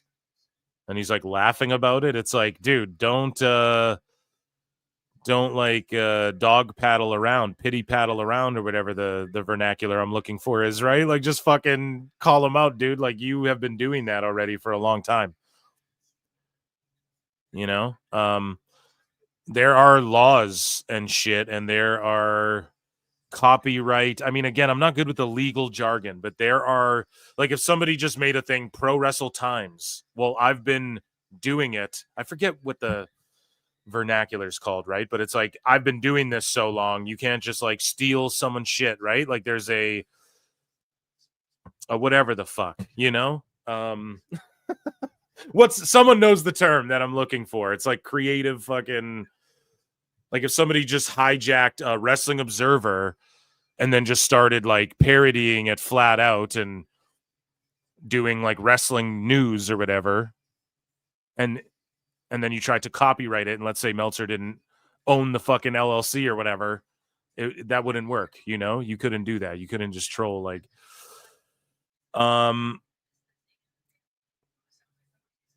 So either way, Ricochet files trademark for bald. So I don't know, like I don't give a fuck, but yeah, if wrestlers already have this trademarked, then don't like tiptoe around because you might want a job in AEW one day. Just say it what it is. But Paul Walter Hauser explains that AEW is a buffet. And I think this is a terrible explanation. I'm a Paul Walter Hauser guy. I saw The Naked Gun. I thought it was fucking funny, man. It was awesome. And he was good in it. But he says, when you watch AEW, you're getting everything from luchadors to screwdrivers in the knee, legends, guys you've never heard of, girls you've never heard of. It's a little bit of everything. The beautiful buffet that Tony Khan has built here at AEW. The problem is that when you go to a buffet and it's a bunch of shit you've never heard of, that's not enjoyable. That's not how buffets work, right? Buffets is like, here's a bunch of comfort food. Here's like a bunch of shit. Or like sometime here's a lobster night or here's a steak night or whatever, but here's a bunch of shit. You know everything. You can just look at it and know what the fuck it is, more or less. And it's infinite. So I don't know if people go to buffets where they don't know what shit is. So I don't know if that's a good analogy, but Paul Walter Hauser, fan, bud. So here we go, man. If Monet wants to help the women's division, why are some talents still waiting for work? So this guy, Bryn Gordon, says, Madam, you better work. And then Deanna Purrazzo says, where? Deanna Purrazzo bookings at Gmail. I was like, what the fuck, man? Another person that fans want and a person that fans don't want, but is seemingly coming back. Body Slam reports that Orange Cassidy has been cleared to return to action, and he is awaiting creative for a return to AEW. Don't do that. Tony, don't do that. Don't even do it. He's in his 40s. You don't got to retire the guy. It's time to be an agent. Just don't do that. I'm telling you, now's not the time. Now's not the time, especially with all the shit that's been talked and all of the quote-unquote reinventing you've been doing. Don't do that. Don't do that. Moving along here. We have two big stories that we're going to circle back to. I'm going to check in with chat in just a moment. Deanna Purrazzo told SoCal Valerie that AEW helps pay tuition for wrestlers who want to go back to school. So we covered this a little bit before. And in fact, she was like, check me out on this. Like, I'm at this school and I'm climbing the Empire State Building and I'm fucking building Legos with special needs kids. I don't know if she said that one, but she's like, and I'm on Ring of Honor in the Pure tournament and etc. So I can check me out on Collision or whatever. And then Collision airs and she was in a commercial for a fucking school that she's been going to. And I'm not joking. And she told this to SoCal Val. AEW is really so great encouraging us to go back to school, and they're constantly like, if you go back, and they have a program where they reimburse us for our tuition up to a certain amount every year. And they are so on board with, like, if that's something you want to do, we want to support it. And so that was a really big part of why I was happy to go there. I had just gotten my bachelor's degree in the summer of 23. And I was like, maybe I want to get a master's, but like going somewhere that's going to be supportive of that was huge for me. And so I'm very, very grateful. They've made it so easy and so like seamless for me to be able to go back to school. And I'm halfway through my master's degree. Fuck yeah. And shout out, like, Apollo Crews did that with WWE as well recently. But yeah, shout out Purrazzo. Good job. Shouting out everybody. Shouts outs to everybody. Collision scored its third lowest audience in show history on Saturday for an episode in its regular TNT time slot, not airing on the same day as the WWE main roster show. I think they should move to Thursdays and do the Thursday Night Wars with TNA. Collision averaged 281,000 viewers. Damn. And it was number 8 on cable for the day, blah, blah, blah. Down year over year. So Ricochet, he had this to say again, talking about with Chris Van Vliet, like why he didn't re-sign with WWE.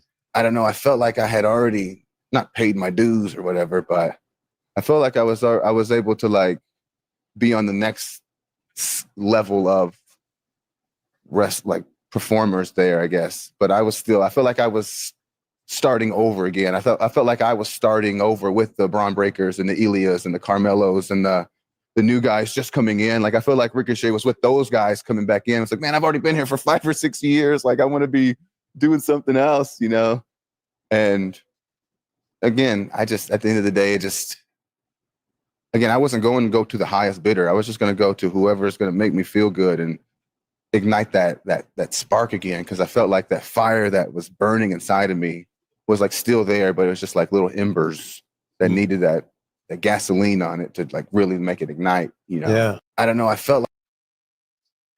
Yeah, that's cool. He seems really fucking nervous even saying that shit. And that's why all this shit he's talking on Twitter, I find really fucking comedic. Okay? This is that fucking skinny kid from the Indies. Y'all remember Ricochet from the Indies and shit, still at heart. And look at the way he sounds like shaky voiced and like he's fucking like ripping at his fingernails a little bit. But he just seems nervous. He's trying to like explain it, but he doesn't want to say something that he doesn't want to express it honestly. So now he can rely on like it's kind of a character, but it's kind of turning people off. I just got to be totally honest.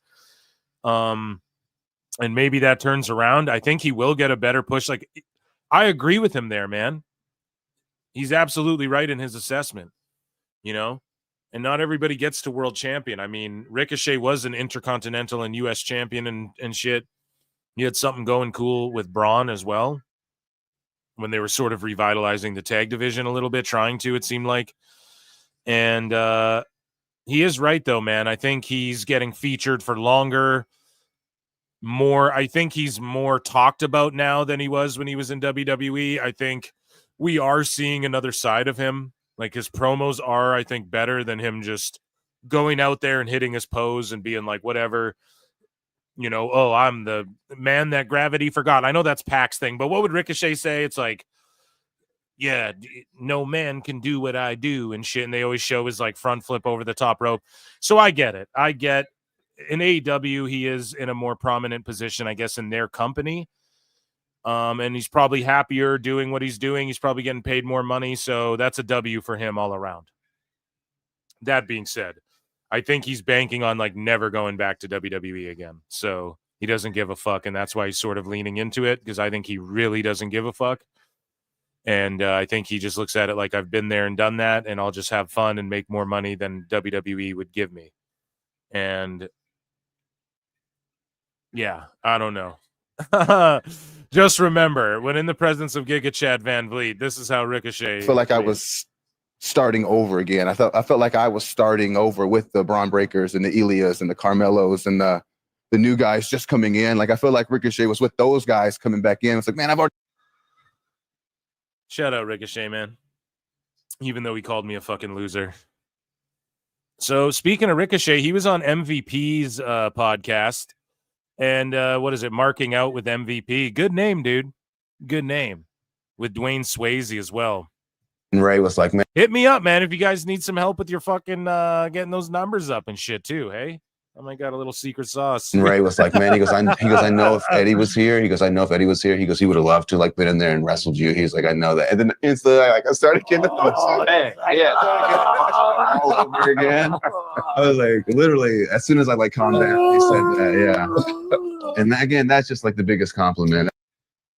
So he's just crying and shit, You thought Eddie Guerrero would love wrestling him? That'd be a sick match, Eddie versus Ricochet. So here's Queen Aminata. She got her emergency passport and is on her way home. Glad to hear.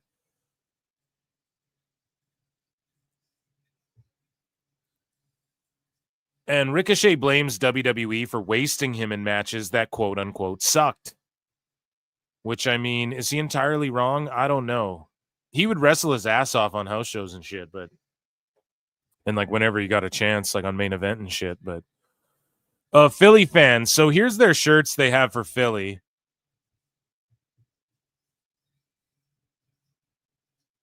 So Philly is all effing elite. So again, just stealing ECW shit, the barbed wire on the bells.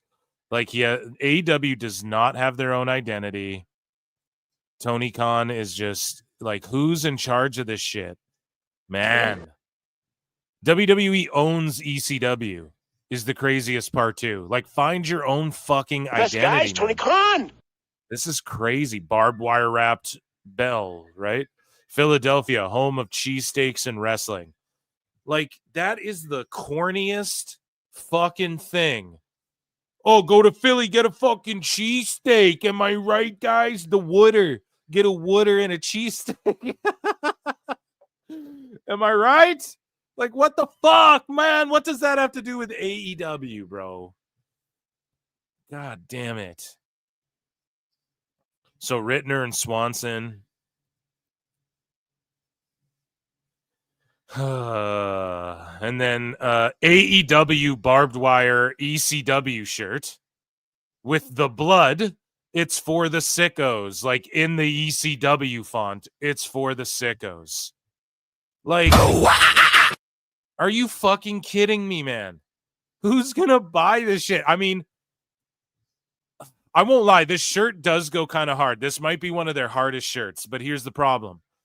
You're just ripping off ECW. So it's like, how can I, if there were two clothing companies and they made similar shits, most people are like, I don't give a fuck. And especially me, dude. Like, I'm one of these guys. I'll go buy like $105 black shirts and shit, right? But, if someone, I don't know, I'm not like a fucking, listen, if someone made a like obvious knockoff shirt of another company, you kind of feel weird about it. No, like when you're a wrestling company and you're always shitting on the other company, but then they own ECW, and the guy who fucking owned ECW and made it what it was likely thinks you're a fucking smarky uber smark and fucking is in WWE right now helping them do their best business ever when they're trying to step on your throat, and you're just like towing the line of ripping their shit off. Come on, man. It just seems fucking like find your own identity. It just seems hacked to me. And their merch game's been stepping it up too. I've been putting it over. This one's pretty dope. Like, I mean, okay, they don't own the street corner. Like, it's AEW, the 2300. You're doing shows there. They don't own the fucking street sign. You know, this one's cool. These two are just redacted. Like, what the fuck is that? And then this one is just like, I just don't know. I just don't. That's like something you would buy at a fucking novelty. And some people might argue, well, Phil, pro wrestling shows are sort of niche and novelty, right? But this is like a novelty gimmick fucking gift shop store type shirt, in my opinion. I don't know. And I'm curious what their fabric and their material feels like. Is it pre-shrunk cotton? I would love to know 100% or not. All of these things I would love to know. And unfortunately, I've never copped they had the most ass merch ever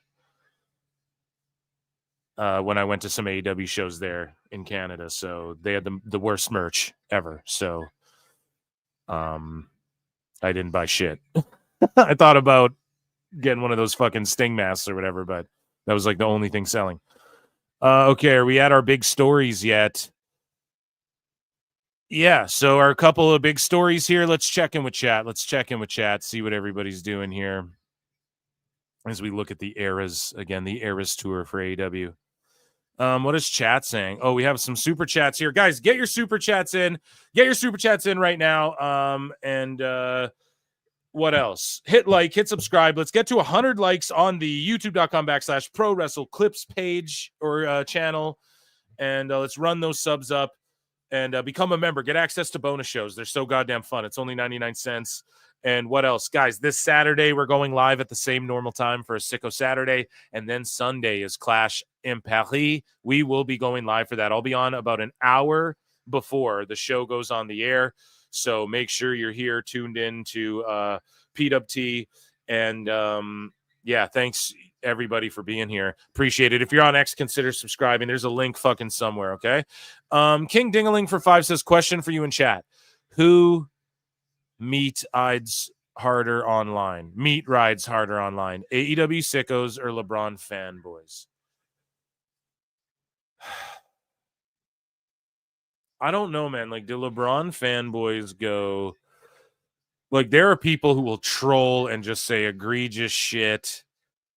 But, like, how frequent are the deletion threats and stuff like that in, like, basketball Twitter and fucking hockey Twitter and, like, movie Twitter and shit? You don't see it so much. You just get people who argue, call each other retards. That's about it, right? It doesn't get further than, like, I don't know. It seems like wrestling fans take it to a whole fucking other level, and MMA is getting really sicko-y as well. Like the post-COVID boom, it's gotten really sicko-y. So, yeah, I don't know. I would just say, based off of my anecdotal experience, King Dingaling, I would say it's fucking AEW sickos, just based off of like the pure lunacy and delusion they operate with. Kenny D for 2 says, PWT, always here when I need it. Thanks, buddy. Appreciate you. And thank you for all the support. I really appreciate that. 78 likes on the Clips channel, guys. Chris Jericho, he may come back to AEW. He may go back to WWE. I don't know. But one thing I know for sure is he's here in the green room. So run those likes up to 100 or else Jericho's going to do a fucking run-in. UFC popularity is going down. Yeah, dude. But so there was a boom during COVID, and then now, and it's not even that it's going down, bro. It's just being illegally streamed. Like that's why the pay-per-view's dead. And Dana's like, well, it's not dead because everyone knows pay-per-view's dead, but he's still got to try and sell pay-per-views till the end of the year, you know?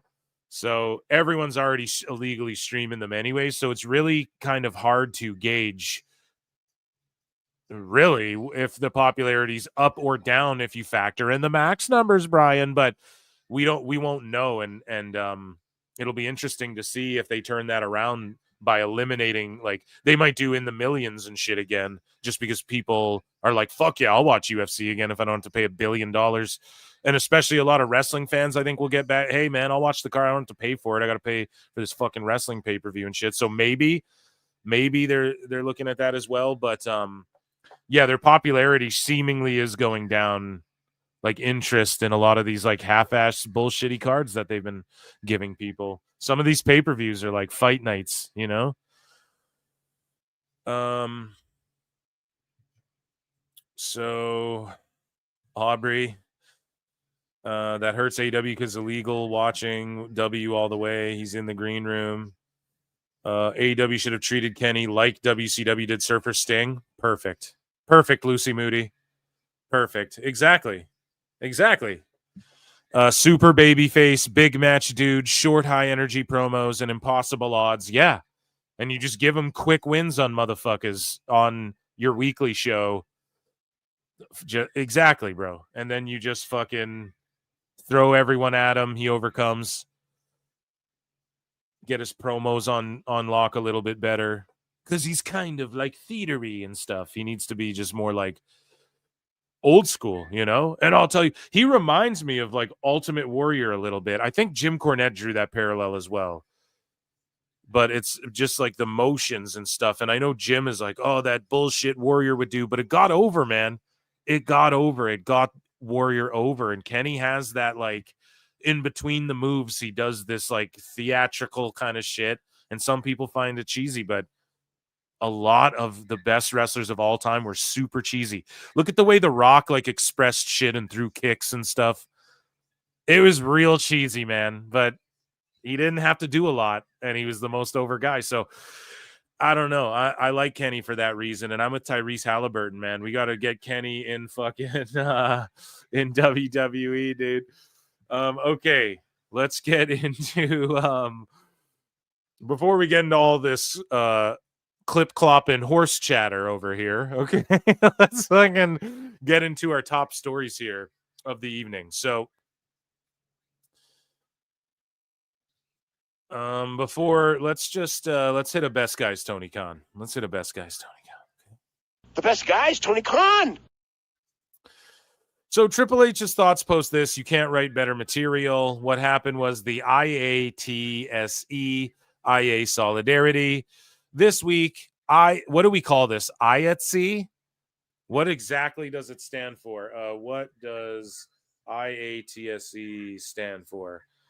Just so I get it right. The International, and you guys have all seen this logo. Everybody's seen this logo. You see it. I'm everywhere. Okay. Like I think they put it in the credits of movies as well, but it's the International Alliance of Theatrical Stage Employees. Okay. And what do we call this? The IATSE, I guess. IATSE. Local 8 members are out and forced to inform the public that all elite wrestling events in Philadelphia are failing to meet area standards by paying substandard wages and benefits. Now, I'm going to explain how this ties into John Moxley's bullshit. When employers undercut these standards, it threatens wages, benefits, and job opportunities for all entertainment workers in the community. We stand in solidarity with our local 8 kin as they hold employers accountable and fight to protect the fair standards that entertainment workers deserve. And this is the thing, dude. This is the problem with Tony Khan talking all that shit. And for instance, like, listen to this. They write on fucking TV, here's their current world champion. And he said this a long time ago while he was their world champion, but here's their current world champion. You talk a big game about workers' rights, yeah. And imagine now this egg on his fucking face. And who was he talking to? What was this promo about? Again, this was when he went off script on Punk because of what Punk said about WWE. So this was like him going off script on Punked. This week on Punked. Ashton Kutcher. Yeah. So, like, Justin Bieber, right? Who doesn't? But, Hangman is going off on Punk off script, and it's a shot at WWE. And this just backfires in their face like it always fucking does. You talk a big game about workers' rights, yeah? And, like, here's the thing, dude. You don't fuck with Philly. It's Philly. Class is in session, so you should stop guessing who the fuck I be. Box cutter, Pazzy. Focus on what has to be done, son. You know where I come from, Philly. Who knows? You know what I'm saying? So you can't fuck with Philly like that. They'll throw tomatoes at you, bro, and they'll get out there and protest. And also, when you dabble in this entertainment world and you're hiring people third party, so what happened with Moxley and his fucking lawsuit is that this guy was hired third party, and they're like, hey, camera guy of 30 years who's filmed commercials and all this shit. Can you hold this screwdriver and give it to this fucking freak who's going to be bleeding and yelling at you? Don't worry, it'll be safe. And then Moxley throws him to the ground, and he's like, bro, my back's fucked. I need 30 grand. And they won't even give it to him. Like, what the hell, bro? You're going to get unions on your ass. You're going to get these third party fucking, you can't do that. So when WWE pulls up, they have their own production. They have Stu, the cameraman. They're all a family. It's all their team, right? When AEW pulls up, they're like hiring people. Think about how much more that probably costs Tony and shit in the long run, because shit like this is going to pop off where people protest and get sued and shit. So they're in this building. Like, who do they have? Orange Cassidy working the popcorn stand? Like, are these fucking workers even working? Who does he have working behind the fucking counters there selling beers? It's fucking QT Marshall and Chuck Taylor. Jeepers. What's going on? What's going on over here? Trying to work over here.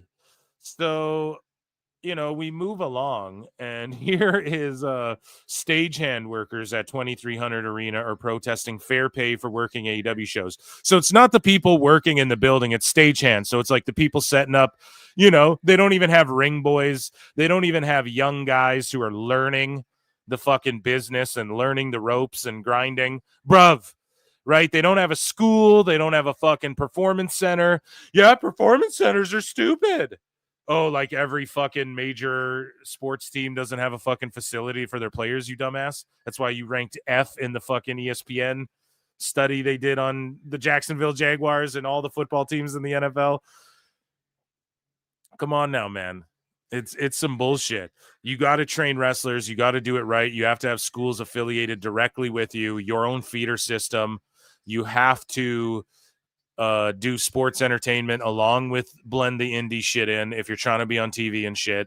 And you have to, I think, develop your own production people, your own stagehands, your own ring crew, get people getting reps in. You have to really build a solid team around you, man. And that's what Vince McMahon figured out, and none of these other territories figured out. Everyone would just fold and go for more money. All that shit.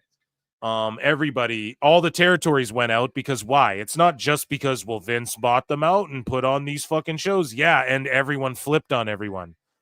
And everyone's flipping on AEW, if you guys can't tell. Why? Because he ran it like, he's like, I'm not going to make the mistakes of everyone else. But he ran it doing the worst mistakes that everybody else made before him. Anyways, let's hear these stagehands, what they're saying. Why? By the way, some people are saying it's a conspiracy. Vote in the poll in the chat, okay? Or let me know down in the comments or in the chat below. Hey, is WWE behind this? People are like, oh, it's a coincidence, isn't it? I don't know, man. I don't think WWE, maybe. I mean, they got connects deep in the entertainment world and everything, but this is too far. I just think there's too many instances of Tony Khan running a shoddy shop, a janky fucking promotion, as some would say. And I just think we're seeing more and more of it come to light, as many of us predicted it would. Why are you and your fellow stagehands out here on the picket line at the 2300 arena against AEW? We're out here picketing for proper wages, correct wages for the workers that are in there now, and for our brotherhood, so that we can maintain high working standards and a livable wage in this city in a time where it seems that these ideas are kind of under attack. This is just one example of many where people are fighting for their jobs and quality of. So now, how does this happen? Okay. Well, the same way a guy like Niccolo Piccolo and other people, legitimate people, back him up in saying that we show up there, we're invited to this place. Typically, when we get invited to this place, there's VIP access. There's some of us drove an hour, brought our families. We show up there. There's no drinks. There's no food. Nobody greets us. We have to just go in with all the normies, which I know that sounds fucked, but you're trying to impress Hollywood. That's why Tony invited them. So impress Hollywood, right? You invite a bull into your fucking china shop, and then you get pissed when he shatters all the fucking plates. You can't be mad at the bull. You know what I'm saying? So when it comes to that Niccolo Piccolo story, it's the same thing with this. It's the same reason why a cameraman got shoved. It's because they don't know what the fuck they're doing. There's no leadership. There's no checks and boundaries. There's nobody telling them you cannot do this. There's no rapport between any of these people. There's guys filming the show every week. And that's why there's all these production fucking mistakes every week. Because they have fucking guys who are just working like locally or whatever. And you have production backstage trying to work with new people every week. Imagine having to work with new people and catching them up to speed every fucking week. So how do these guys come to the conclusion of we're going to protest and be like, fuck that, we need more money from AEW? Because they sign on to do a job, they show up, and it's completely under quality. It's completely different than any other job they've done before. For this union, or it's like a non-union, but it's a international organization, whatever the fuck, okay? They have each other's backs, man. You got people breathing down your throats. Okay? And these guys show up, and the work is way more than they anticipated, and there's like no food or like water bottles for them or some shit. I guarantee it's some shit like that. And they're just like, no, we deserve more money for a job like this. Hey, I'm not there. Maybe they're all just being pussies. I don't know. I'll throw that out on the table too, but it's pretty funny this is happening. I'm not going to lie. Life, it's mind-numbing. And why are you and your fellow stagehands out here on the picket line for the 2300 arena against AEW? Well, unfortunately, 2300 Arena is not doing right by the workers in this area. They're not doing right by their workers. They're not doing right by anybody that works in this industry. They're not paying area standards and wages. They are not providing healthcare for their employees. And we just want to really make sure that everybody inside the building that's working on these shows are able. And so, okay, are they saying that the people that the 2300 employ as well aren't being paid the right wages? Because then, yeah, that goes on the building too. So when I tried to critique them earlier and say, hey, what, or you guys, what the fuck's going on there? I guess that would be valid. And it is on the 2300 as well, right? So are the workers protesting? Again, I made the joke, like, who do they have? Orange Cassidy serving beer? No, it's not the workers of the 23. No, it looks like they're fighting on behalf of the workers. So yeah, who's working there right now? Did they work this out? Who's fucking serving the popcorn, They have fucking Camille back there. Get your popcorn here, popcorn. Get your popcorn. To have a good living and a safe work environment. Damn. Well, I hope they get that worked out. And I'm curious, Why- like AEW's lumped into it. So is it the workers standing up, or is it people standing up against the 2300 and the workers are like, what the fuck? Is it just that the AEW, like, why this AEW show? Is it because they saw the workload and they're like, fuck this, we're not getting paid enough? Like, look, dude, we thought this would be some rinky-dink fucking indie show. We got to build a wrestling ring. I've never done that, right? Like, I have no clue how that works, or if AEW has fucking stagehands. It's the stagehands protesting. So does Tony have stagehands who build the ring for him and shit? I'm so curious. Or even any young boys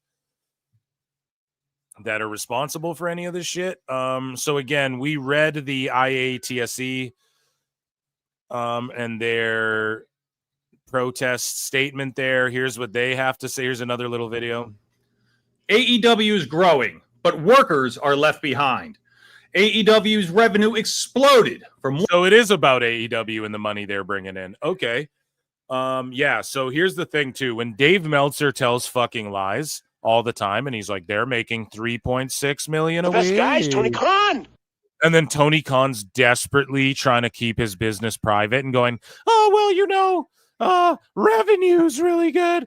You know, hopefully we're profitable. Hopefully we're profitable, which I broke down on the show. And then Raj Giri saw that clip, tweeted it. It got more traction again. And I broke that down either on the Monday show or the last Saturday show. Tony Khan says, or maybe it was last week actually, but Tony Khan says, we're hopefully profitable. He doesn't say they're fucking profitable. Dave's like, they're making money hand over fist when you're making as much money as they are. And then these guys fucking go, hey, we want to be paid more. And then look at how Dave has hurt AEW again. Because Tony could deny it all, or he could be like, no one has those numbers. But with Dave, the most quote-unquote reputable guy, if you're smart, you listen to me. I'm the most reputable. If you've done it as long as me, 50 years, Brian. And when people Google top pro wrestling report, it's Dave Meltzer. Look at what his disinformation has done. Tony, I hope you texted that blabbermouth dumb fuck and told him to shut the fuck up for once. Again, Dave just hurting AEW. Because the narrative out there is, 500 billion gajillion on Max, and they're making as much money as the WWE next year. 180 billion, the most since WCW. Now look what happens. Everyone's like, they're making money hand. And we're going to break down where Dave got his fucking numbers from, too. We got some Dave math. Shout out Jeff Lane and Vince Russo. But anyways, let's listen to this. This is just Dave fucking AEW again. AEW is growing, but workers are left behind. AEW's revenue exploded from $100 million in 2022 to $154 million in 2023, and further to $168 million in 2024. Their new Yes. And it's funny because he said 168 million. Weren't they saying like 185? Isn't that what Meltzer was saying? Here's the thing, though, with all the lies about it and Tony trying to be so private, and this is what I brought up earlier in the show, all this privacy shit Tony's doing is going to come around, bite him in the ass, then it's all going to get spilled anyways. When he said he would be the transparent company that keeps everybody fucking, maybe he never used the word transparent, but he's like, we're going to pay everyone the same and treat everybody right and do medical and all this shit. And then now it's all private and there's rumors they have no medical and they fuck people over and da-da-da-da-da. So that shit's hilarious. And then now it's coming back to bite him in the ass because he hasn't confirmed nor denied any numbers. And all you have are idiots like fucking Dave and Bethel and all these fucking morons like out there going, they're making a quadrillion dollars every week, 3.6 million every week, Brian. Fuck them right there, dude. You just bent AEW over and fucked them, thinking that you think you're shilling for them. That's why it never works. That's why you're fucking lol cows. Anyway, media rights deal with Warner Brothers Discovery is worth $550 million over 3 years, giving AEW financial. WBD said it's upwards 185. That's such an open-ended thing. I don't even believe they got that much. And it's been explained to me that they didn't get that much, and Tony knows they didn't get that much, as Claudio just ripped off the spot that Javon Evans did with Obafemi with Darby Allin here. They like it's some of that's an ad money or something like that, just like NFL and all this shit. Like everybody admits that, but AEW and their fucking sycophants won't admit that. Okay? So the problem is all they can run with is what's out there in this $550 million deal and shit. Why aren't you giving some of that to the workers? Because I don't have to. Because I'm trying to pay my daddy back. Stability for years to come. So it's not like paying them more is going to hurt. They're making $550 million, according to Dave Meltzer of the Wrestling Observer. they're financially set and blah, blah, blah, blah, blah, right? They can just defer to that. And then Dave's the authority, according to him. He's the all-seeing, he's Uatu the Watcher. He's the all-seeing eye. He's fucking Sauron, right? So just a bunch of assholes getting pwned here, which I love. So Brandon Thirsty Thurston says IATSE Local 8 is protesting AEW and 2300 Arena stagehand compensation ahead the series of shows that begin tonight in Philadelphia. They've also posted videos on their Facebook page outside the venue using AEW's business talking points against them. And it's so funny, too, because capitalism's so bad. It's so bad. And I actually owned a Wrestling Observer Reporter, which you guys will see when the clip comes out, or become a member and go and watch the last member show. Gift a membership chat so people can see that, or memberships are 99 cents. And I got into it with an Observer Reporter that I obliterated to oblivion, and he just admitted what we've all known this whole time. It's so funny. He just proved my point. I owned him. He couldn't even respond. And he was begging for a fight too, which was hilarious. And yeah, so guys, go and watch the member show. It'll be clipped in like fucking probably a week or something, or whenever, this week. I don't know. But they use their own business talking points and all these Meltzer, dumbass, BJ Bethel, fucking Thirsty Thurston talking points against them. And all this shit the sickos run with. 1.2 quadrillion watching on man. All that shit that they run with has done nothing but hurt AEW because you're not being honest about AEW, and then they get fucking protested against or sued, and then people get way more money because they try to keep everything private, and the valuation that's out there being floated around by observers and journalists and people who study the business are way higher than it actually is, and it just fucks Tony Khan in the end, and it fucks Shad Khan. And so here's them using their own fucking talking points against them, I believe. So they've been informed that AEW 2300 Arena have scheduled events in Philly below the area standards set by IATSE. Local 8 for similar work is investigating the wages, benefits, and working conditions under which the employees working this event in our jurisdiction are being paid. It has come to our attention that the wages, benefits, and working conditions may be below the paid. It has come to our attention that the wages, benefits, and working conditions may be below the prevailing area standard negotiated. So again, right? The area standard, I didn't even read this ahead. So it's like they show up, it's a bigger venue, it's like more work than they thought. They're like, what the fuck? We're getting paid like less than we thought too. So what the fuck? The standard is as follows: $40 a journeyman hourly wage. Fuck, that's a good hourly wage for a common man, for a simple man. Be a simple kind of man. 15% health and welfare contribution on gross wages, 12% annuity contribution on gross wages, 8% pension contribution on gross wages, 1% training contribution, $54.40 all in total. So it's $54.40 you're getting fucking paid total, but then some of that gets deducted off rip, which is dope. Like, honestly, in Canada, they do that as well. Well, I mean, I've been an independent contractor myself for a long while, so I actually just have to pay taxes like an American would and shit, right? I got to file it, do it all myself, calculate what and I got to do it all myself. But in Canada, though, when you just work like a normal job, like your paychecks, you feel like you're getting robbed, but it does go to like healthcare and your pension and shit like that, you know? So it is simple economics that substandard wages, benefits, and working conditions that are being paid tend to depress the wages, benefits that are being paid by both AEW and 2300 Arena. So that's crazy. Benefits and working conditions negotiated by the union. So it is a union, and limit the employment opportunities of workers we represent. In addition, any workers for this event. I swear I saw Thurston saying they're not a union, or someone said that they made it clear they're not a union, but they said there that they are. So that was wrong wherever I read that. Maybe it's just some sicko online. Whatever. It violates the Pennsylvania Construction Workplace Act 72. This letter is not a request that you enter into collective bargaining with our union or you refuse to employ any individual, nor do we intend to interfere with the rights of your employers to work without becoming members of the union. We do not seek to organize your employees, nor does this organization seek to represent them. If we are incorrect with respect to the current... So they're just checking them, bro. They're just checking them. They're like, yo, don't do this. Or like, this is what fucking happens. And then listen to this AEW Cero Miedo dumb fuck. Wasn't WWE at the 23 Arena not long ago? Oh, yeah, stupid. Yeah, dude, I fucking was at the bus stop. A month later, a woman gets hit by a bus at the bus stop and dies. I'm responsible for the bus stop murder. Are you fucking stupid? Like, what kind of sick fucking weirdos? And he's got 100 and some likes on that shit. Why? Because he's blocked everybody. That's the bubble paradox. I hit the wrong sound there. I wanted to do shut up, bitch. I hit Stone Cold by accident, but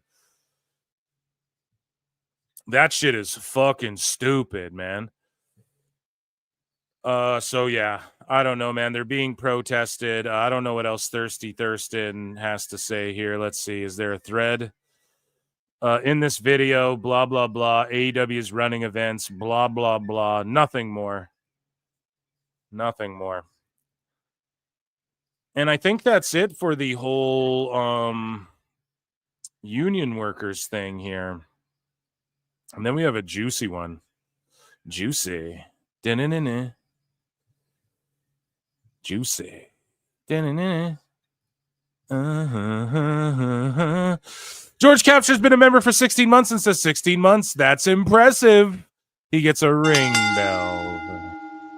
16 months. That is impressive. Thank you for your membership. Guys, there's like 300 people watching on X and YouTube. YouTube.com/@ProWrestleClips. The replay will be up on my other channel. If you're a member, you're watching over there. So it's more because I'm sure there's a shitload of members watching over there. Memberships are growing every day. Consider gifting one. Consider getting one for 99 cents. Support this channel.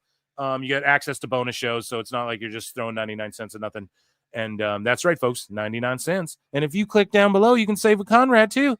And yeah, guys, Saturday I'll be live normal time, and then Sunday Clash en Paris. We will be live for that. That will be fucking amazing as well. What else is chat saying? Shit for brain. Some will be like, we need one more person. Anybody have a friend? We will pay the 40 per hour. All they have to do is guard this box. LOL.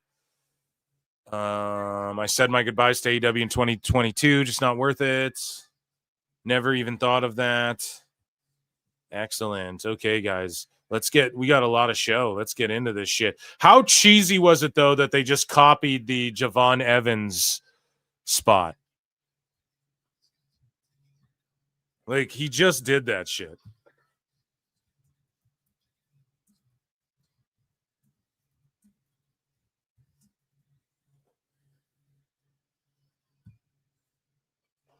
Quite interesting, man, that they just stole that shit. I don't know. They're going to superhero get Darby over, and that's your next world champion in like a babyface versus babyface. Or maybe MJF gets it off Hangman, and then Darby fights whoever's next. But Darby's winning that thing.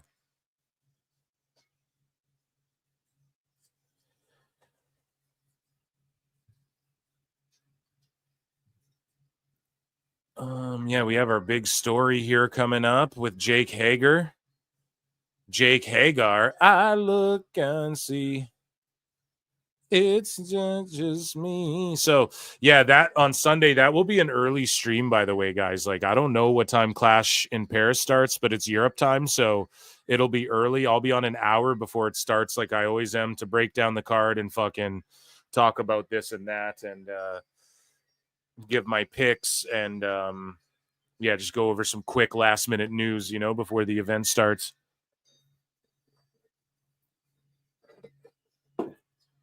I'm really looking forward to Clash in Paris, not gonna lie.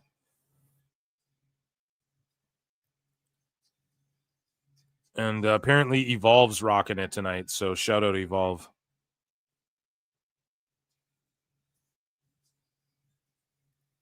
So, ladies and gentlemen, yeah, let's get back into this news here.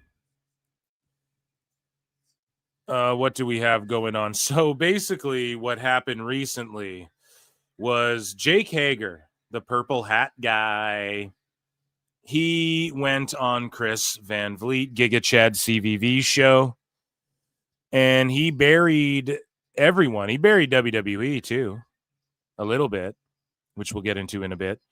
But he buried AEW predominantly, and that was the last place he was at, so I totally understand why. A lot of people thought he was a schlub and he was the shits, and I don't know. I thought he brought an air of legitimacy to AEW. However, at the same time, he was just getting goofy in a company with all these fucking comedy actors and shit, like a purple hat. Okay? Like, come on, man. A guy shaking his dick, an orange juice guy, a fucking, it just gets silly. And so, Jack Swagger, he just goes off on Tony Khan and how he was treated and pay and all that shit. And so let's check in with what hold on. Let's rewind. We got to rewind. I'm sorry. I know this is a live show, but what the fuck? What happened there with Mox and everything? Did Gabe Kidd turn on the Bumbleclot Club? Is that what just happened? We're gonna rewind. Someone explain to me what just happened, because I missed it.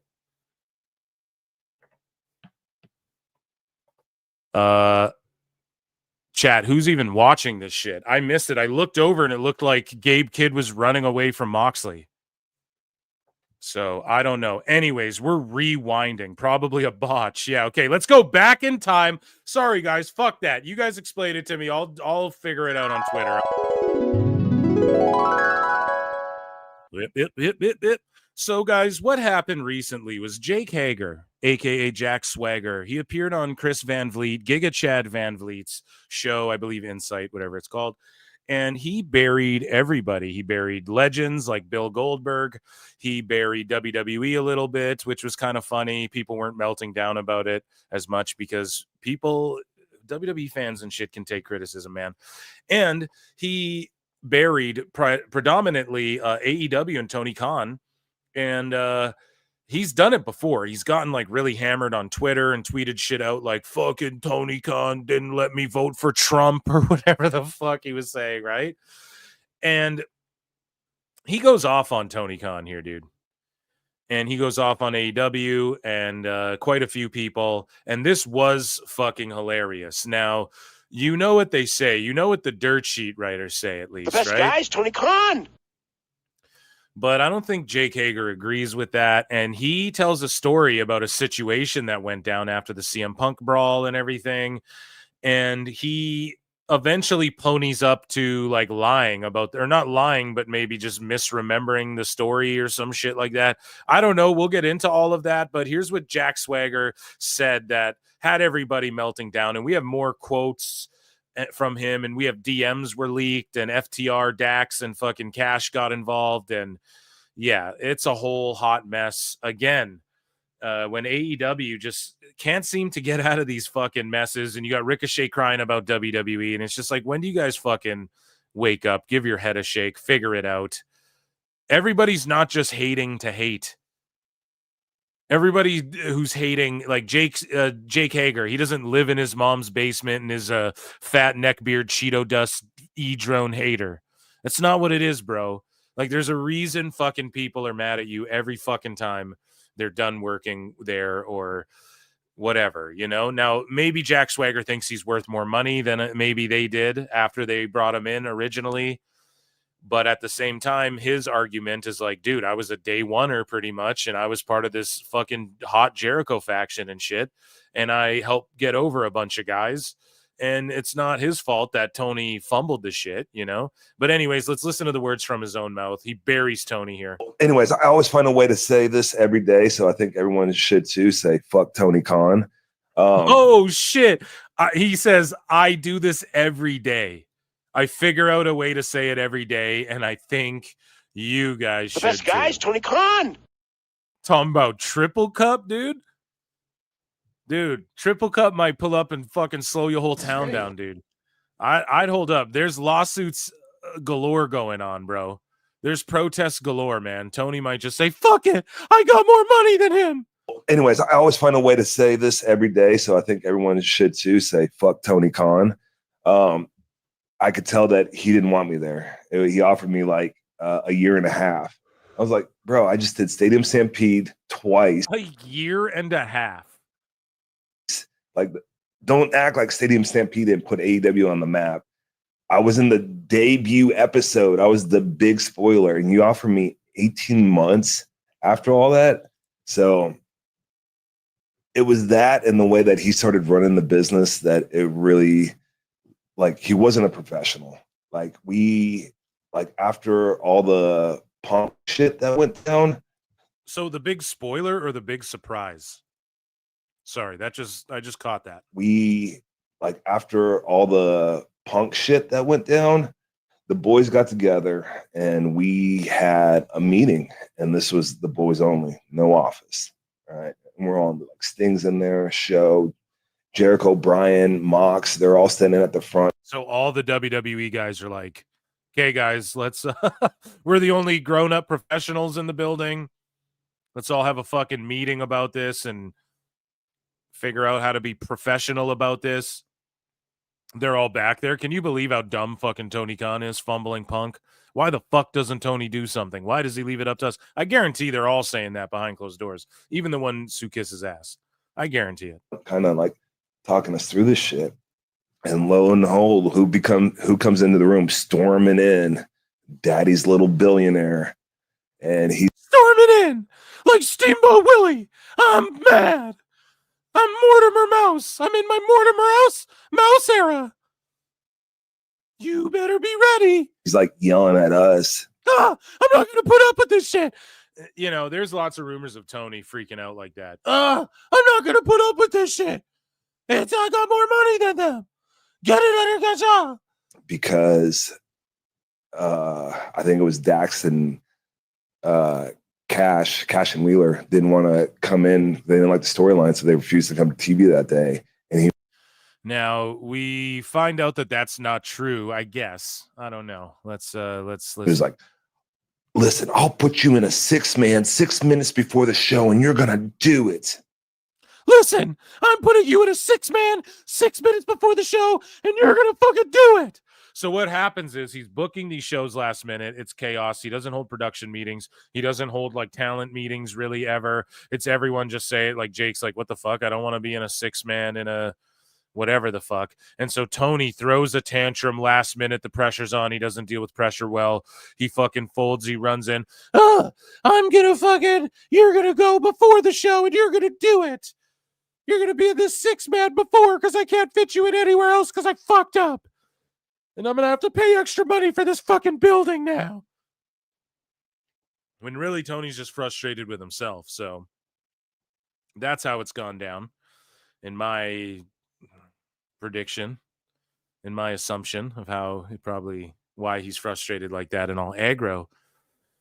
But yeah, just one more time for the people in the back. Anyways, I always find a way to say this every day, so I think everyone should too. Say, fuck Tony Khan.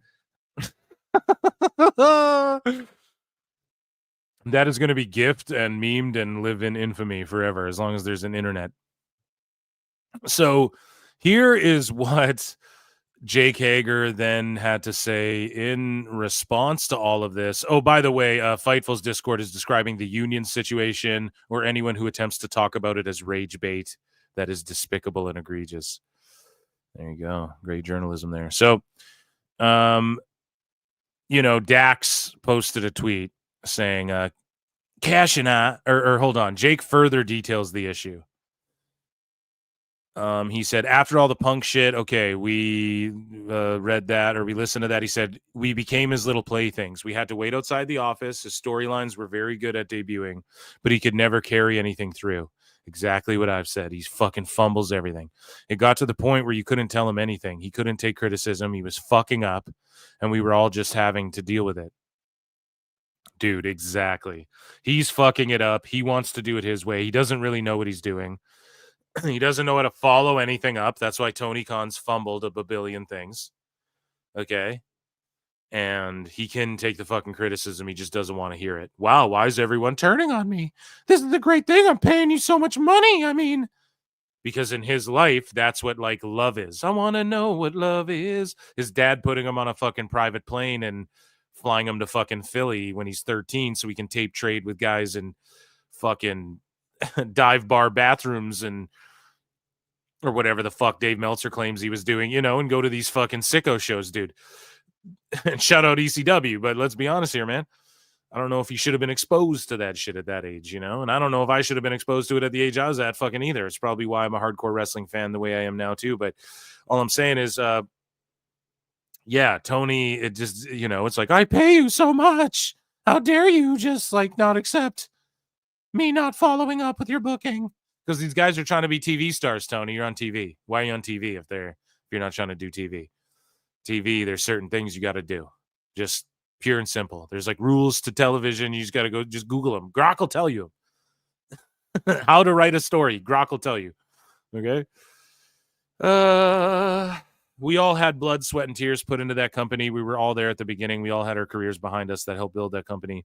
And then we all had to just sit side by side and couldn't do anything because he wanted to run it the way he wanted to run it, which it's his company. But that's how every company fucking fails. So here's Dax FTR, who has me blocked. He says, Cash and I were at the all talent only meeting that was called by Brian, Jericho, and Mox. Tony never interrupted. I would know because he signs my paychecks and helps me provide for my family and put food on the table for my family. Cash and I never refused to show up to work. And I dare to say, if you look at our schedules since Collision started, we're the most consistent talent that make both shows every week. I'm not really sure where all this is coming from, but it's mostly not true. And I'm just here trying to feed my family. And so that's what Dax had to say. And then Cash Wheeler piped in out of nowhere. He's not big on Twitter, but he posted this screen grab, right? 1.4 million views. Good goddamn. And so he sent this to Jake. He sent it to Jake and was like, what the fuck? I think he just sent him the article knowing, like, you don't have to say anything. And then Jake says, I know you're upset. I said I think it was you two. I didn't say it def was, but that meeting happened. And then Cash says, I know, but to say I think and then actually say our names make us look like assholes, and it wasn't even us. We are assholes, but we show up for work. And he says, I apologize. I shouldn't have said your names, especially when I didn't know for sure. So, yeah, he definitely shouldn't have. But, again, he's just freestyling a story. But, it is what it is. Like, did that meeting happen or not? Because Cash is saying it did. Dax is like, that meeting never happened. But Cash is like, no, I know it happened, but you said our names. We did show up to work, So I don't really know. The waters are a little muddy. Let's continue along and see if we can't clear some shit up a little bit. So Hager said, my first contract with AEW was up, and after that, the negotiation process was very one way. I could tell that. Well, I always find a way to say this. Oh, he said, I could tell he didn't want me there. And Stadium Stampede, he brings up. Oh, the point I wanted to make with that was Stadium Stampede was like what they marketed their whole fucking video game around too, right?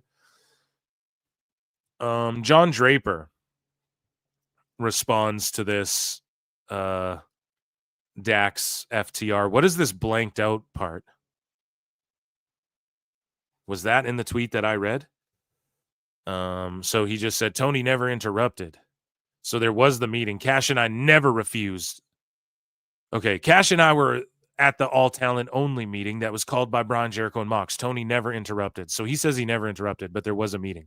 Cash and I have never refused to show up to work. And I dare say, and I dare to say, if you look at our schedule since Collision, okay, I'm not really sure why all this is coming out, but it's mostly not true. So I did read that. Okay, I'm just making sure because there's like this redacted. I'm redacted section over here. The CIA, it's redacted. Don Stevens. So John Draper says another reason why the company isn't doing better is because of corporate shills like this douchebag who everyone laughs at for blowing his boss every chance he gets. This dude would do anything to put his boss over. It's mad sus. What are you trying to say there, Drapes? Huh? So he talked to Sportskeeda, and Jake Hager had this to say, took more shots at Tony Khan in another interview. So like not backing down, like as this FTR shit's breaking, Sportskeeda drops some more bombs. And he says, I think everything changed after Cody Rhodes left because he was involved with it. And after that, it just kind of became a free for all. Young Bucks and Kenny still had a big say in what they were doing. Chris Jericho obviously has a big say in what he's doing. Even Chris, he would tell me that Tony Khan. Okay, so let's read this. Young Bucks and Kenny still had a big say in what they were doing. Okay. Confirmed. Jericho obviously has a big say. Exactly. And this is what I try to explain to everyone with the creative control in AEW. Mercedes Moné has creative control in her clause. So does fucking everybody to a degree in AEW. That's the whole point of AEW. Okay? You're allowed to do whatever fucking moves you want in the ring. You're allowed to do your own gimmick, cut promos the way you want, say whatever the fuck you want, pretty much. Maybe they say, well, we can get away with sick shit, so Moxley, watch yourself. I don't know if that goes down, but you're allowed to, everybody has creative control. But that's why Tony comes in the room screaming, because he gets in these situations where it's like Hulk Hogan doesn't, Jeff Jarrett doesn't want to lose and Hulk Hogan doesn't want to lose. And that doesn't work for me, brother, happens here and there. It's not a matter of Mercedes can usurp everyone in the company. No, it's not like that. It's just she has more pull than anyone. So does Jericho, more pull than anybody. And the way Jericho, he's always compared to EVPs, salary-wise, creative-wise, when they talk about even him, when he's like, there would be no AEW without me. A lot of people take credit for it. They almost sort of replace Jericho or Cody Rhodes with Jericho when they speak about the history of AEW a little bit. Some of these stooges do. And Jericho's always been a prominent figure in the company who has contributed a lot, but he's always been neck and neck with the EVPs. And that's why I've always said, like, would you be shocked if Jericho owned 1% of AEW? Would you be honestly shocked? Would you be shocked if he has, in his contract, he has like EVP executive control over his career or whatever, to where he could pull an executive move or something? I don't fucking know if that could all be kept secret for so goddamn long, but it wouldn't shock me. And he always gets discussed in the same vein as the EVPs. It's just something I want to point out. And when Rhodes left that position, did someone fill it and we just don't know? Or is Jericho, do they have him on just like the same contract, but just different title? It's so curious, man. I'm so curious to see or figure that out one day. But he has a big say in what he's doing. Chris would tell me that Tony Khan would not respond to his messages for 2 weeks. Holy fuck. That's crazy, man. Tony Khan wouldn't respond to fucking Jericho even for 2 weeks. That's pretty wild, dude. Okay. I mean, Jericho knows what he's doing. If anyone knows what he's doing, I mean, listen to him. He's here. I look and see it's not just me. So many others have stood where I stand. We are the young, so raise your hand. They call us problem child. We spent our lives on trial. We walk an endless mile. We are the youth gone wild. We stand and we won't fall. We're one and one for all. The writing's on the wall. We are the youth gone wild. Let me get wild. Yay!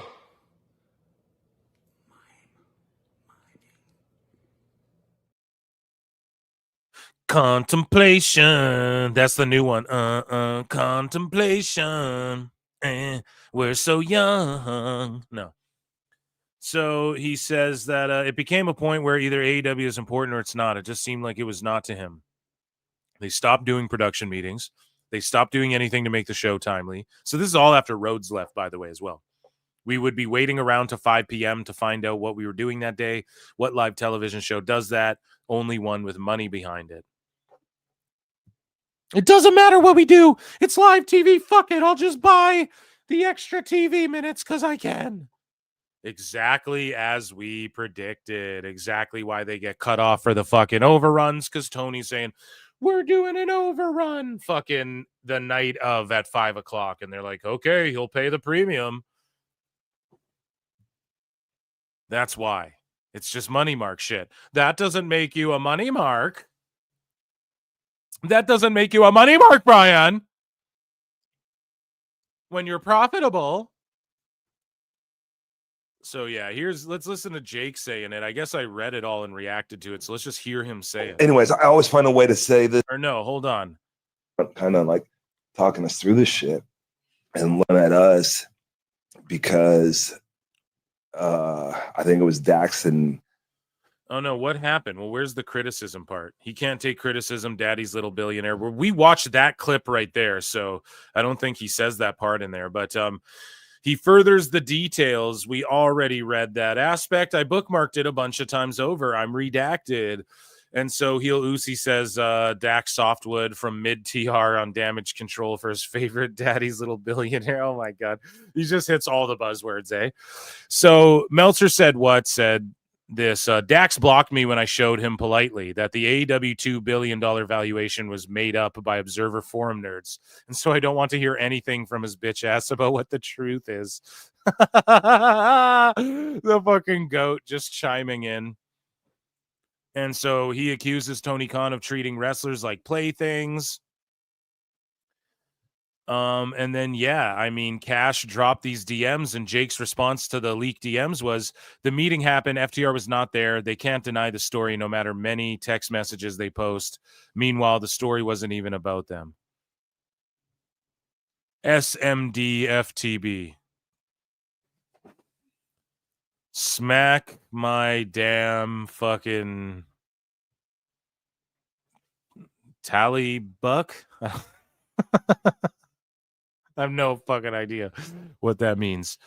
But yeah, I mean, he's saying that the meeting did happen and that fucking FTR Dax there is faking the funk. And Jake Hager reveals he wanted a Groot-esque character in AEW. He says, I feel like that I could have been way bigger. I pitched an idea and I think this is great. Like I wanted to turn into Groot from Guardians of the Galaxy, where I would say, I like this hat. And everybody in JAS would just know what I'm saying. Bro, that's not the fucking gimmick. I don't know. I don't think in AEW that's the place to do it when you have Cassidy and Mimosa matches and all this dumb shit going on constantly.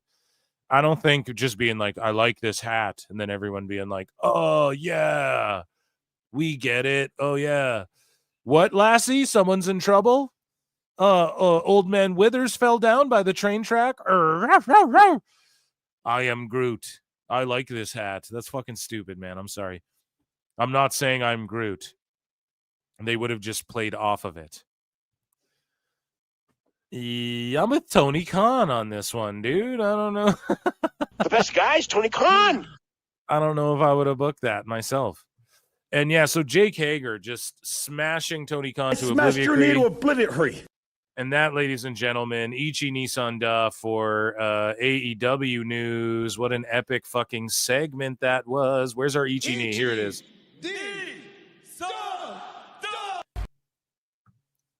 Wrestling's not fake. Gets one of those today.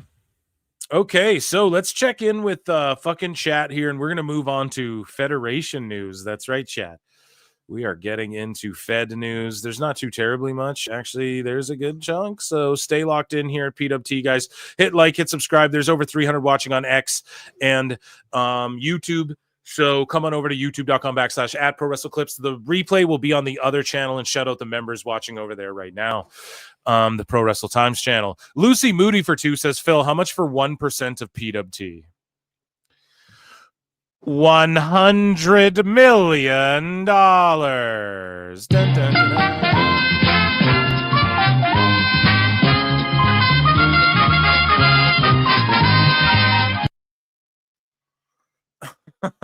Thank you for the $2 super chat there. Oh, I think we lost audio with the screen share. Let me just fix that. And I have another super chat here. Give me 1 second. Here we go. Just getting fixed there for you guys. So Plenty and Pixel Art for 20 says, just popping in to say you're a silly Billy. Thank you. I'm a silly Philly, actually. Lurking away. Hope you are well, PWT. Plinian, dude, good to hear from you, and I am doing fucking well. Air horns and acknowledgement, ladies and gentlemen, for Plinian Pixel Art. Acknowledge me. Thanks, dude. Yeah, man, I'm doing well. I went on like a short vacation. It wasn't long enough, you know. It was one of those. It's like, fuck. I just wish it was longer. How did I miss silly Philly? Yeah, you fucked up. You fucked up.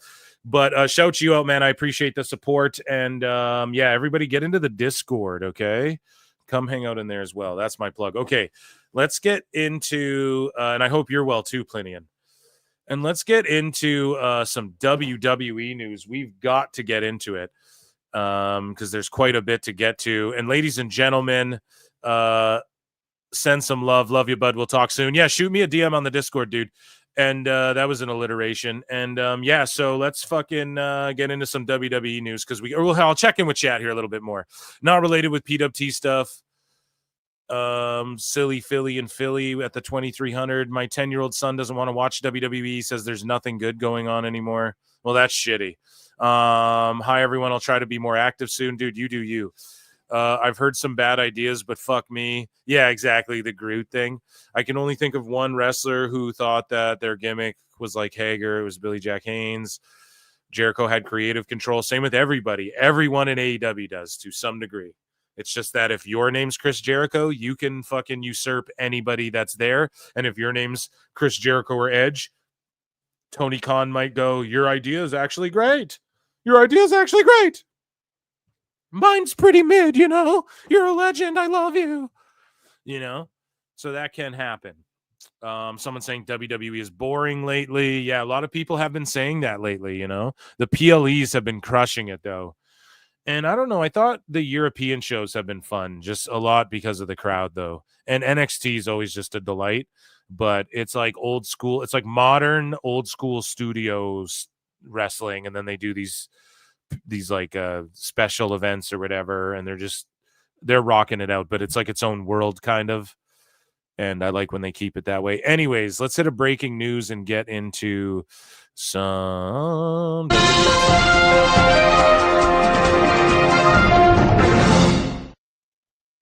So Aaron Roberts announced that he's being released from his WWE ID contract, and we've actually had 3 or 4, I think. We turn to sports with breaking news as the problem. Aaron Roberts, the baddest man walking both sides of the Mississippi, has been released from his WWE ID contract. We looked up to you, Aaron. Failed. You failed. You failed us. We looked up to you. You failed us. You failed us. You failed your friends. You failed us. You failed You us. failed the new way.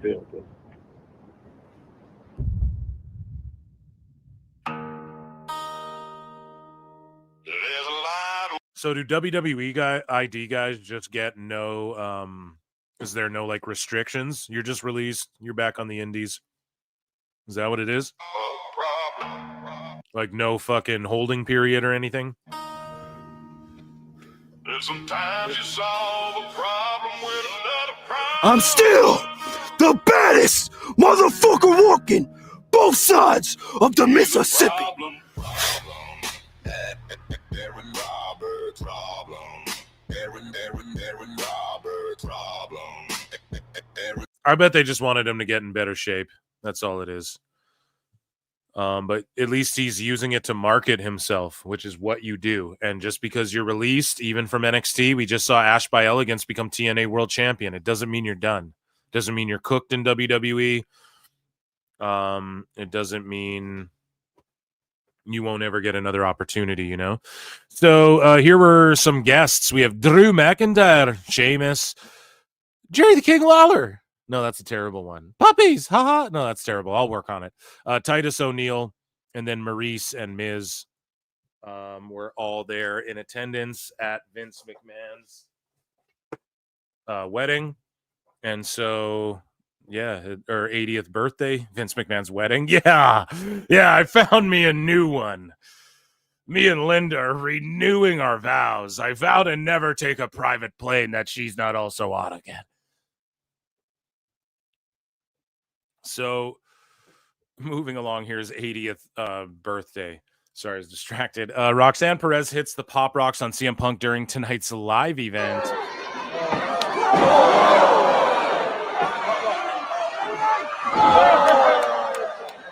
And then she tweeted at AJ Lee and was like, mother, or whatever. And then she's like, my daughter. And then AJ Lee's like, my daughter never does anything wrong, or whatever. So we have lots of footage from these fucking live shows that they did in the UK. But on LFG, we had a situation where Sexy BJ Ray and Trill Hardy get into a fight.